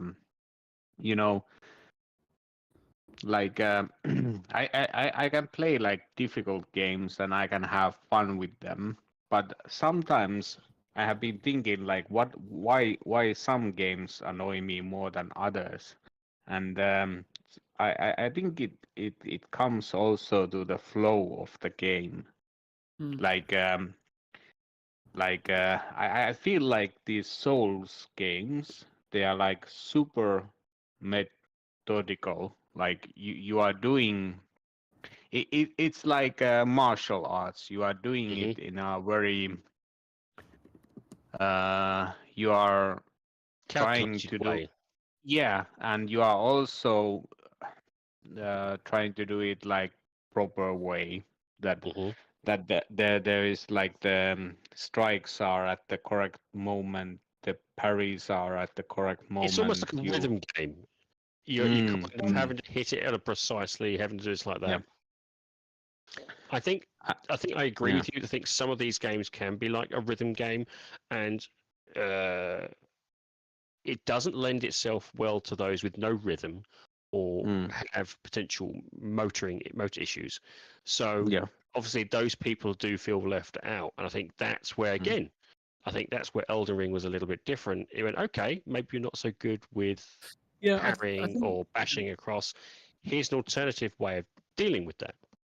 I think removable to. I think you already hit the nail on the head in terms of accessibility, and I think what people may say, you do hear people, and I don't know how relevant this really is. You do see people say, "Oh, it's not a true Souls game, or it's not. They can't have difficulty levels, etc., etc." But because it's so accessible, Elden Ring, and it is accessible, and due to its accessibility, I would say that's partly why that game has outsold probably all of the Dark Souls 1, 2, and 3 games combined, right, in terms of unit sales. So accessibility, if you want to call it that, or if it's not as difficult as the Dark Souls or Bloodborns of the world, it just shows you that there are people out there that do want to play those games, that do feel put off by the challenge because it suddenly becomes a chore rather than a journey. And I think that people I want to play all types of games. As I said, I'm not hugely into dark fantasy or to sort of horror games, etc. But I do want to see what the games has to offer, how developers' minds are working, what new features are they implementing, what game design elements are they implementing, because if you don't play them, you won't learn anything, right? So in that sense, Elden Ring shows you that the hardcore community, or the fanatics, shall we say, that love From Software, can play the game how they want to and how it was intended to. But if you employ a little bit of accessibility through and it's not even grinding, because you can enhance your characters through discovery and enjoying side quests and so on and so forth, and then attempting to play through the rest of the game.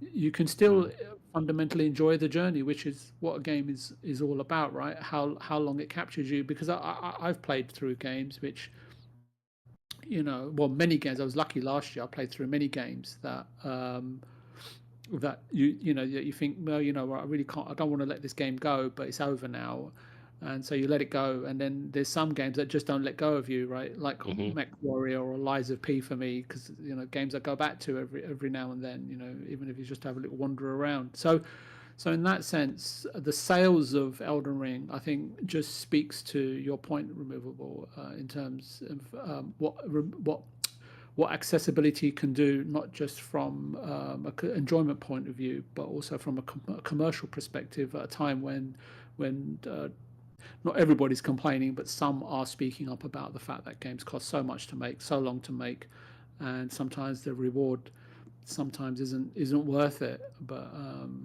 I think also for that is, and it debunks that to a large degree. Yeah. Well, yeah, but it also debunks it to the point where it's like, well, especially for the hardcore fans, you don't have to compromise the ethos to make it accessible.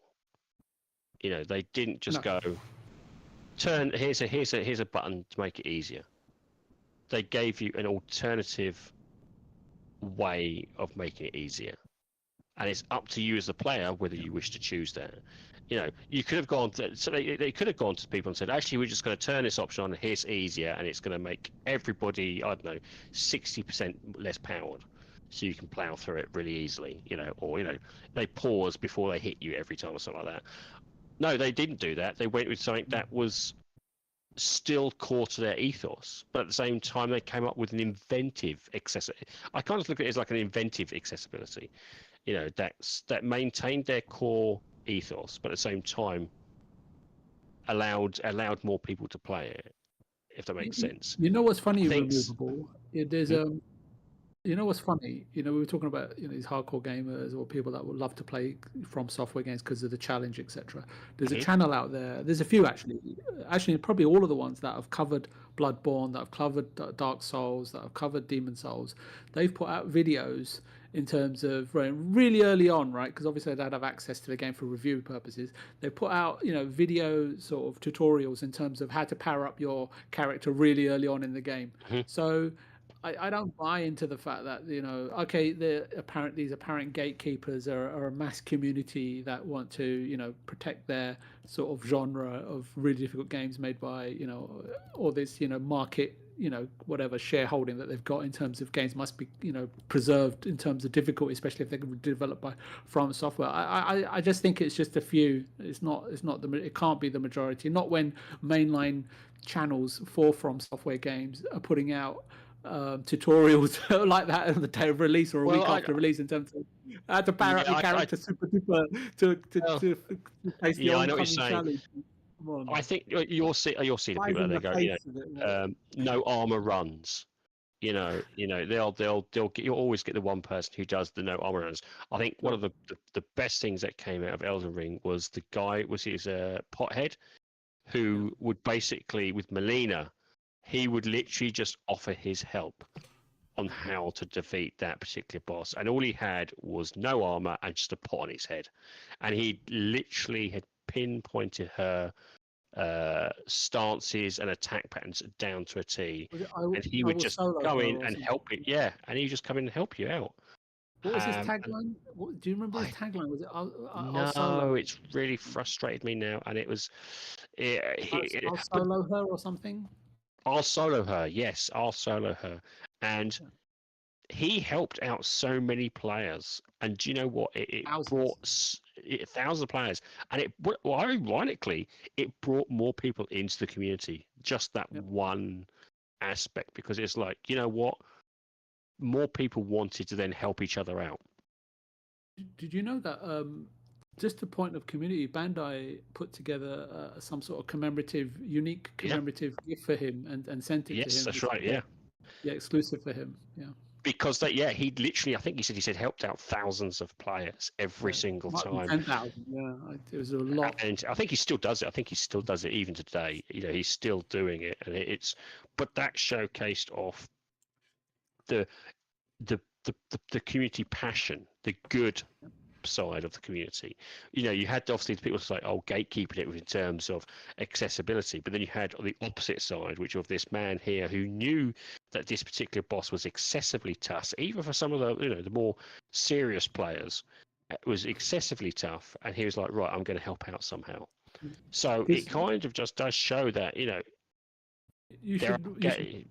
go on. I was going to say, well, you should watch the video of Masuko Stubbs. There's these guys on a super high level, all kitted out in sort of like sanctuary armor and all these weapons and summons, and just outside the boss's door, the door outside the boss's level, right? There's like a gold shimmering cloud, right? You enter. There's a call sign. Then this guy appears, just in his underwear and a pot on his head and a little sword.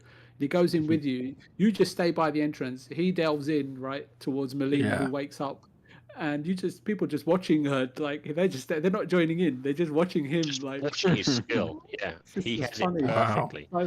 And it was.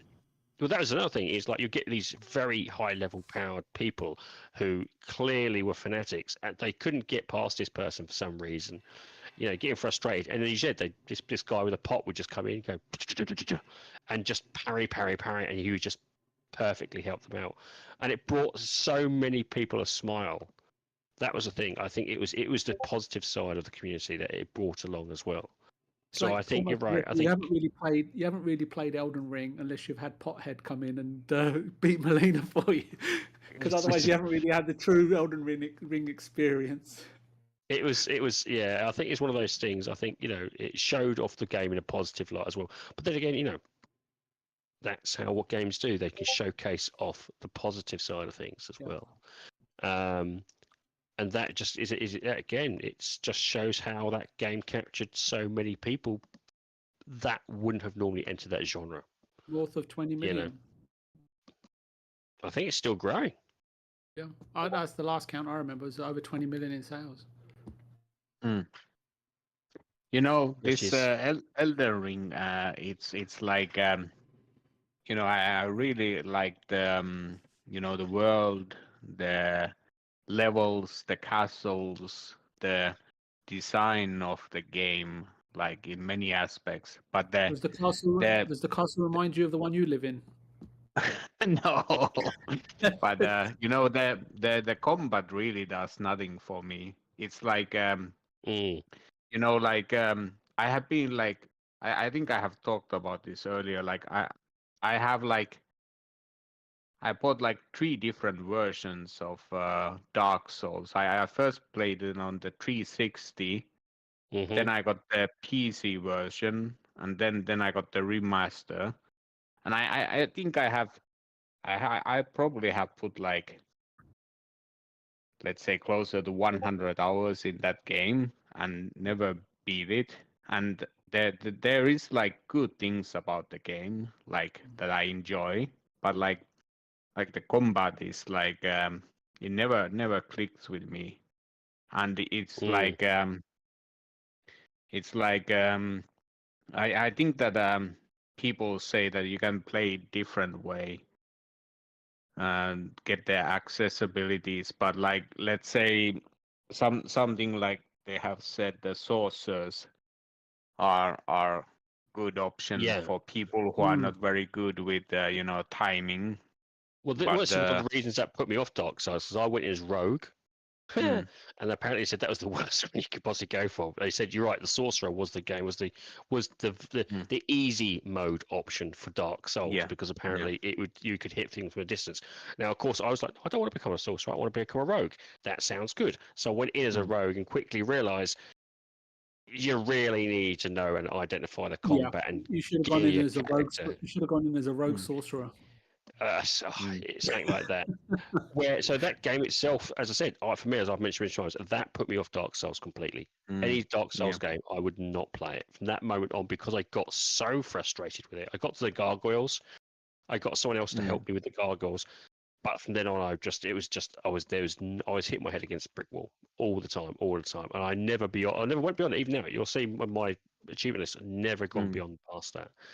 Yeah, It feels like such a pity for me that I really enjoy the game. Like there's so many good things about the game, but the combat is like it doesn't feel good. It feels clunky. It's like I'm not sure how. Have you I'm played? not even sure how to fix it. I don't think you can. I think it's a system it's a historical system that's built in, and I think this is where From Software has evolved over the years. So, Dark Souls 2, Dark Souls 3, Bloodborne, and now Elden Ring. I think they have obviously. I've also forgot about what's the one? What's the Japanese one? Oh, From Software game, Japanese software game. Yeah, Sekiro. You can see where they've evolved. And I think this is why I was saying. I think with Elden Ring, they allowed you to choose the different styles of attacks and patterns you could do. So as you said, there is a variety of. So I mean, how I started out when I first started with VJ is very different from how I finished up. Simply because it's like, do you know what? I don't like that. It didn't work for me. Wasn't gonna, because I went in. I was going to be very much like a samurai, going and just go parry, parry, parry. And in the end, I was very much a run in, run out person who hits it, and then also use my magical spell to kind of really whittle down their health as well. So it's like a combination thing, which I found something completely different. I think VJ, you went in very similar, didn't you? You was going down a samurai aspect, and samurai, and I became a samurai sorcerer. And that was it.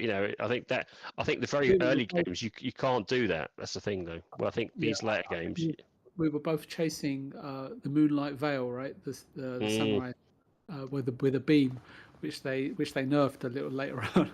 But I ended up playing with a couple of weapons. But what I will say to that removable is, even though you start with a class, the ease in which you're able to modify and adapt and recreate your character as you play I think is is really, really, really good. Oh, it evolves with you. Yeah. Oh, actually, I like this and weapon. you don't have to I restart don't the want to game play that or anything anymore. like that. Yeah. Yeah.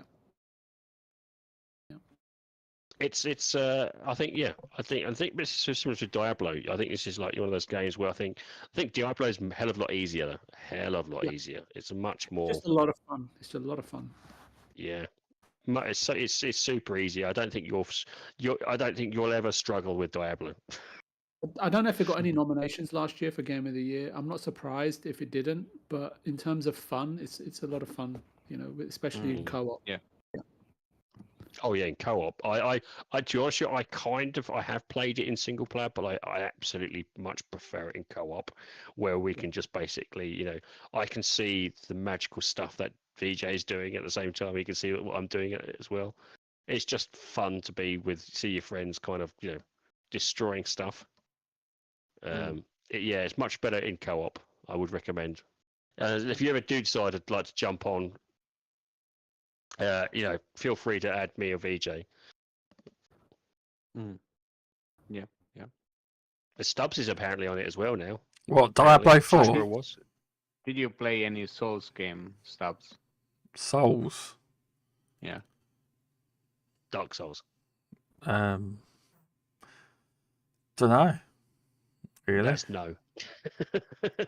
He'd know that it is Dark Souls. I don't know. I mean, Diablo 4 started, but that's about it. I mean, That's not really Dark Souls. I don't- Dark Souls, I don't. you're Death's Door. Mm. But didn't Yeah, get very far Souls in that started. at all. But I finished got it. I finished Death's Door. It's not a bad game, actually. Not a bad game at all. Yeah. So I haven't. I'll be honest. I've got to get back into gaming because I haven't contributed much because I haven't been gaming much. So by next show, I should be more on the ball and know what I'm talking about next week. That's why. Yeah, So, but you guys seem to be having a good conversation. You did. So. Is there something happening next kind of weeks in terms of gaming events? I know, obviously, WASD, but I'm talking about like, you know, I don't know. big gaming events like shows by Xbox, shows by PlayStation. Is there something happening? Asking me, Is that May I'm thinking of? I wouldn't know. May, June, I reckon. GDC's just finished, right? So I guess it's May, June time. I'm well out of like loop. I am. I don't know. I did like the look of 1943, the rise of whatever they were called. I've forgotten what this. Ronan. But yeah, that was really good, really interesting. The Captain America, Black Panther game. Yeah, that one. Yeah. Not even Really seen it. interesting. I really. I don't know. I haven't It's a seen bit of a it. surprise. Yeah, I was just caught. They just kind of showed it randomly on when they were doing the Unreal Engine 5. Are we getting? Is it Wulong the monkey game? Was it not? Black Oh, Myth? long Yeah, con. that one also. Black Myth. But did you guys know that there is that South Korean game coming out that it's not exactly Souls-like game, but takes a little bit of the Souls aspects. This called Stellar Blade. Oh, You know that game? yes. Stellar Blade. I like the look Yes. of that, but it's only on PlayStation. It's like Yeah.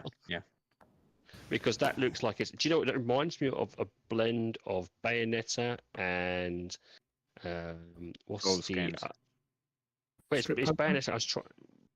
Yeah, but it's not strip poker, but it's Bayonetta, and I can't think of the other one. It was Nier. Yeah. That's it, Nier.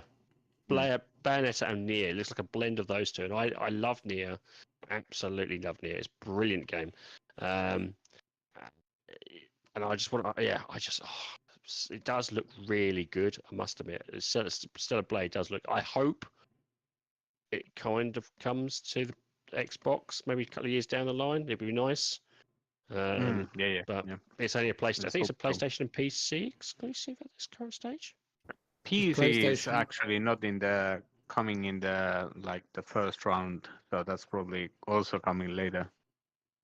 Yeah, I'm not sure because when I saw the trailer, and forgive me if I've got this incorrect, it just comes up as a PlayStation Studio game for some reason.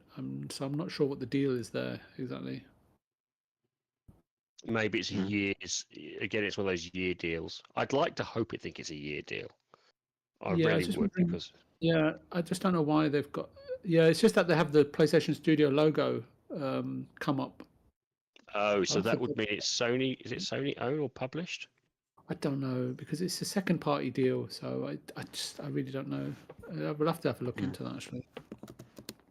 Well, if it's got the logo, doesn't that mean it's their part of their brand, or am I being a tit? Just Sony, Well, Sony publishing. sometimes trailers can be misleading, right? So, Well, they all do it. Xbox do it too. They removed other consoles from it, and vice versa. They all do it.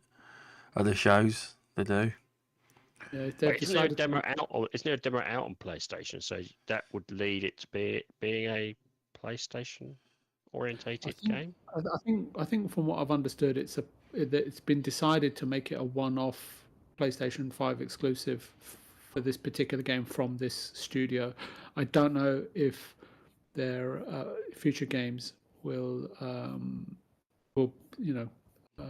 be along the same lines, but definitely for this game, it seems like it'll only be on PlayStation, perhaps PC, but you never know. You never know. I just don't know the deal that's been done, or the way the funding's been structured, and etc. etc. Because they're trying to go public. I don't mind exclusives for if it's like a year or 2 years, fine. You know, get your money out of that particular platforms. Exclusive wise. But it just, I don't know. I just think for me, it'd be like if once you've, as you said, where we're going to start, was it Sea of Thieves is now going to be moved over to PlayStation. Yeah. Those who've played Sea of Thieves from day naught to now, they have had their content. Trust me, you've had a lot of content out of that game. I don't see the problem of it going to PlayStation now. Them getting the chance to play it. You know, I think I would like to see more of that. If you want exclusive, I'd like to see more exclusives be timed basis. So if you want it dead, so for instance, you want Spider-Man, you get a PlayStation, you'll have it day one. Bam, there you go. If you want to play it on Xbox, okay, that's 3 or 4 years down the line. You know, and that would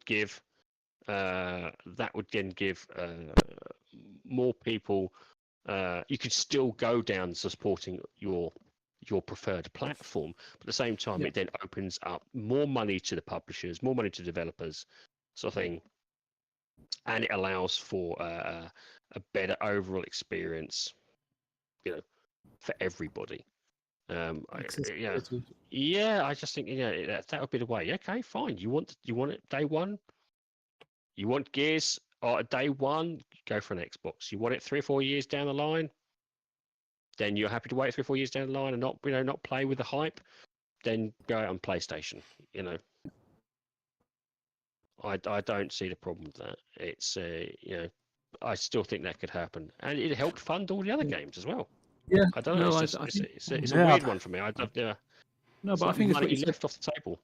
I think what you said, removable, is like Persona 3 this year, and what was it? Oh my goodness, the last Kiryu-san's The Man Who Erased His Name, and now Diablo, and I think Silk Song is a really good get for Game Pass, and and some of those games, if you want to play them on other systems, that's completely cool, but you have to pay a considerable amount of money for them, especially if you want to play them on day one, or as you say, wait 6 to 12 months until they're in the service for the corresponding platform holder, or they've come down in price. And I don't know if it was you the other day, I don't know if you know, Masuko, it was like we were talking about, I think the last time we spoke, we were speaking about Yakuza Infinite Wealth, and about a week later, because we were complaining about the $10 $10 for New Game Plus, the game was 25% off. So about a week later. So it's like 60 days from release, and then I'm thinking, if it's 60 days from release and it's come down in price by 25%, and it's not even been 60 days, it's bound to be arriving in Game Pass at some point, which allows me to go and spend that money potentially elsewhere on another game, which is a shame, really, because I'd like to play it. There is something to be said about playing it at the same time as, say, yourself. So we can discuss it while it's fresh in both our minds. Because if I try to discuss the game with you in 6 months' time, you'll say, "What the hell are you talking about?" For me, what I've found myself doing, and I don't know if anyone else has found themselves doing this, is if I play a game in Game Pass I really like, I'll probably end up purchasing it if it's got a physical copy further down the line as a physical copy for that platform.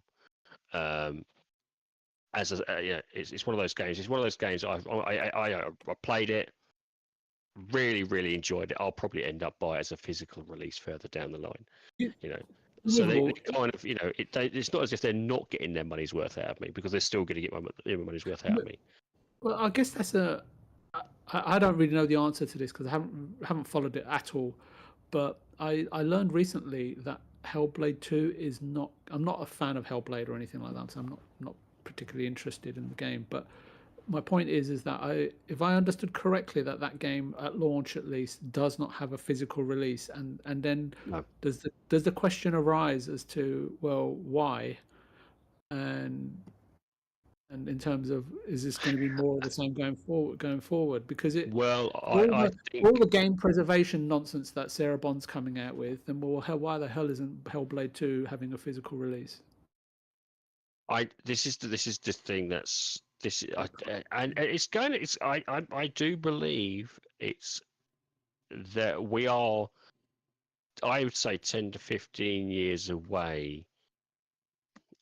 And it's sad to sound, but it's going to be 10 to 15 years away, a lawsuit between consumer and platform holder regarding digital purchases.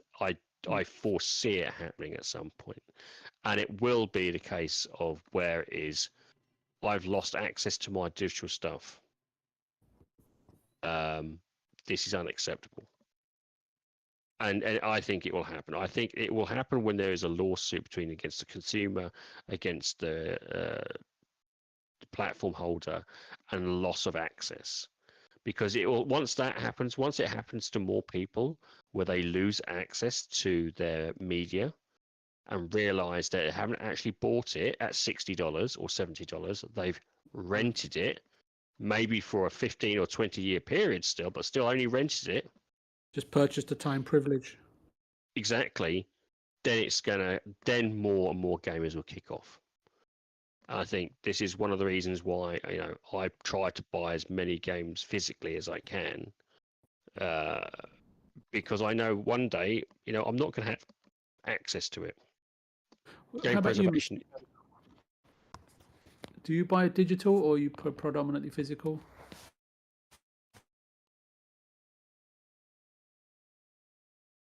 I like to buy the RPG games on physical, and then indie games mostly digital, and other types of games. I would say it goes more towards digital in the other genres as well. But is this because you can't find those games physically, or is it because now I can understand it with indie games, they don't have the resources to make it physical. Very few have resources to make it. But I was saying, is it for the bigger games? Is it because you're just generally, you're finding it harder to find physical elements to it? No, I think for the the other types of games, I would say that it's mostly like then I end up playing them on the Game Pass, or then I end up getting them from a sale. So it can go either way. Can snatch it from the sale in digital form or physical form. So it can go both ways. So, and yeah. Interesting. Do you find is it worrying you that potentially there is licensing issues is starting to seep through a little bit? I'm starting to see more and more games kind of losing access. Do you think does that worry you for the future? Probably that's going to get resolved prior to anything like that? Yeah, I think that I'm so busy playing the current games and the backlog games that I'm not sure will I ever have time to worry about it. Like anyway, like because certain part of the gaming I'm doing on the PC side, so I am playing some of my old classic games from that are Mm. more than 20 years old, like some old strategy games that I used to play tons, and they still work. The only type of PC games that have difficulty working are the early stages of 3D graphics, Yeah. because they could use like those specific voodoo implementation of the Yeah, I remember 3D. those games. Yes, Yeah. yeah, yeah. So then it's like a pain to get them working on modern PCs. Yeah. Yeah. I've seen a couple of people where they've had to kind of you almost like import a graphical workaround or a graphical emulator to try and get it working on across certain things. I think for Masuko removable, as long as he's consuming his seafood and prawn dumplings physically rather than digitally, he's a happy man. Yeah. I actually just visited a new Chinese restaurant. There was like this Sichuan fish that was really tasting like Spicy, the local style. I spicy. was really happy. Szechuan cuisine is normally spicy. Is the food there spicy? Yeah. It is a spicy. Basically, I think what we're learning from this is really we just need to go round to VJs and you'll get the best food regardless. Isn't that right, VJ? We're just going to get the very best Chinese I don't food know, around but yours. not from I don't know, but the evidence that Masuko has been posting recently, I'm kind of a bit nervous. nervous. We might have to all head over to Finland and go Hey, and I'm up visit for that. Masuko Yeah, in his yeah, castle. yeah. We'll We'll have a we'll banquet, stay put on a we'll banquet stay in for his him. man cave, and Yeah.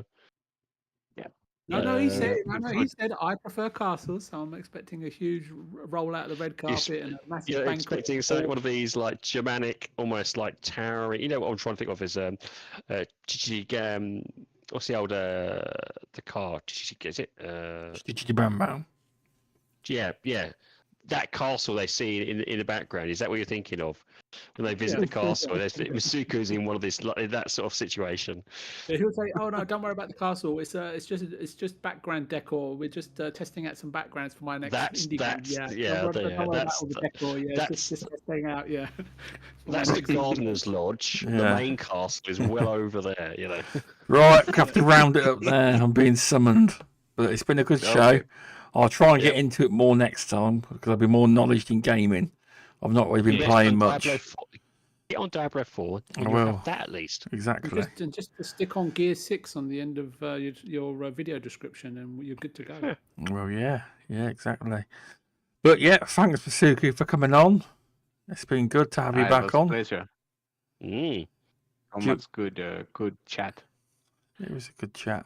I didn't say much. I listened a lot though. I did. With good chat with his subjects. Yeah. Yeah. What are you about to say, Removable? So hang on for a second. Oh, right, yeah, I'll say. So yeah, Masuko, tell people where they can find you if they want to find you. Yeah, on Twitter you can find me Meisuko_1984. So come and say hi there and come and join us next time on the show. Good to hear. Thanks for that. And Removable Sanity, thanks for coming on. And staying awake. Yes, staying awake. Much appreciate having me on. It's obviously great to have Masuko on again. It's very good to see you on, Sarah. Hopefully have you on again soon as well. For me, if you wish to follow me or chat to me, you can find me on YouTube, X, Minds, Rumble, and Xbox under the name Removal Sanity. Good to hear. And VJ, thanks for coming on again. Thank you for having me on, Mr. Stubbs. I know you can invite on anybody you like, but yeah, it's always nice to be thought of and invited onto your show. So I really appreciate it. Thank you. Nice. It's always good to have friends on the show. It is. But yeah, thanks everyone, and we'll be back next week. Mm. See ya.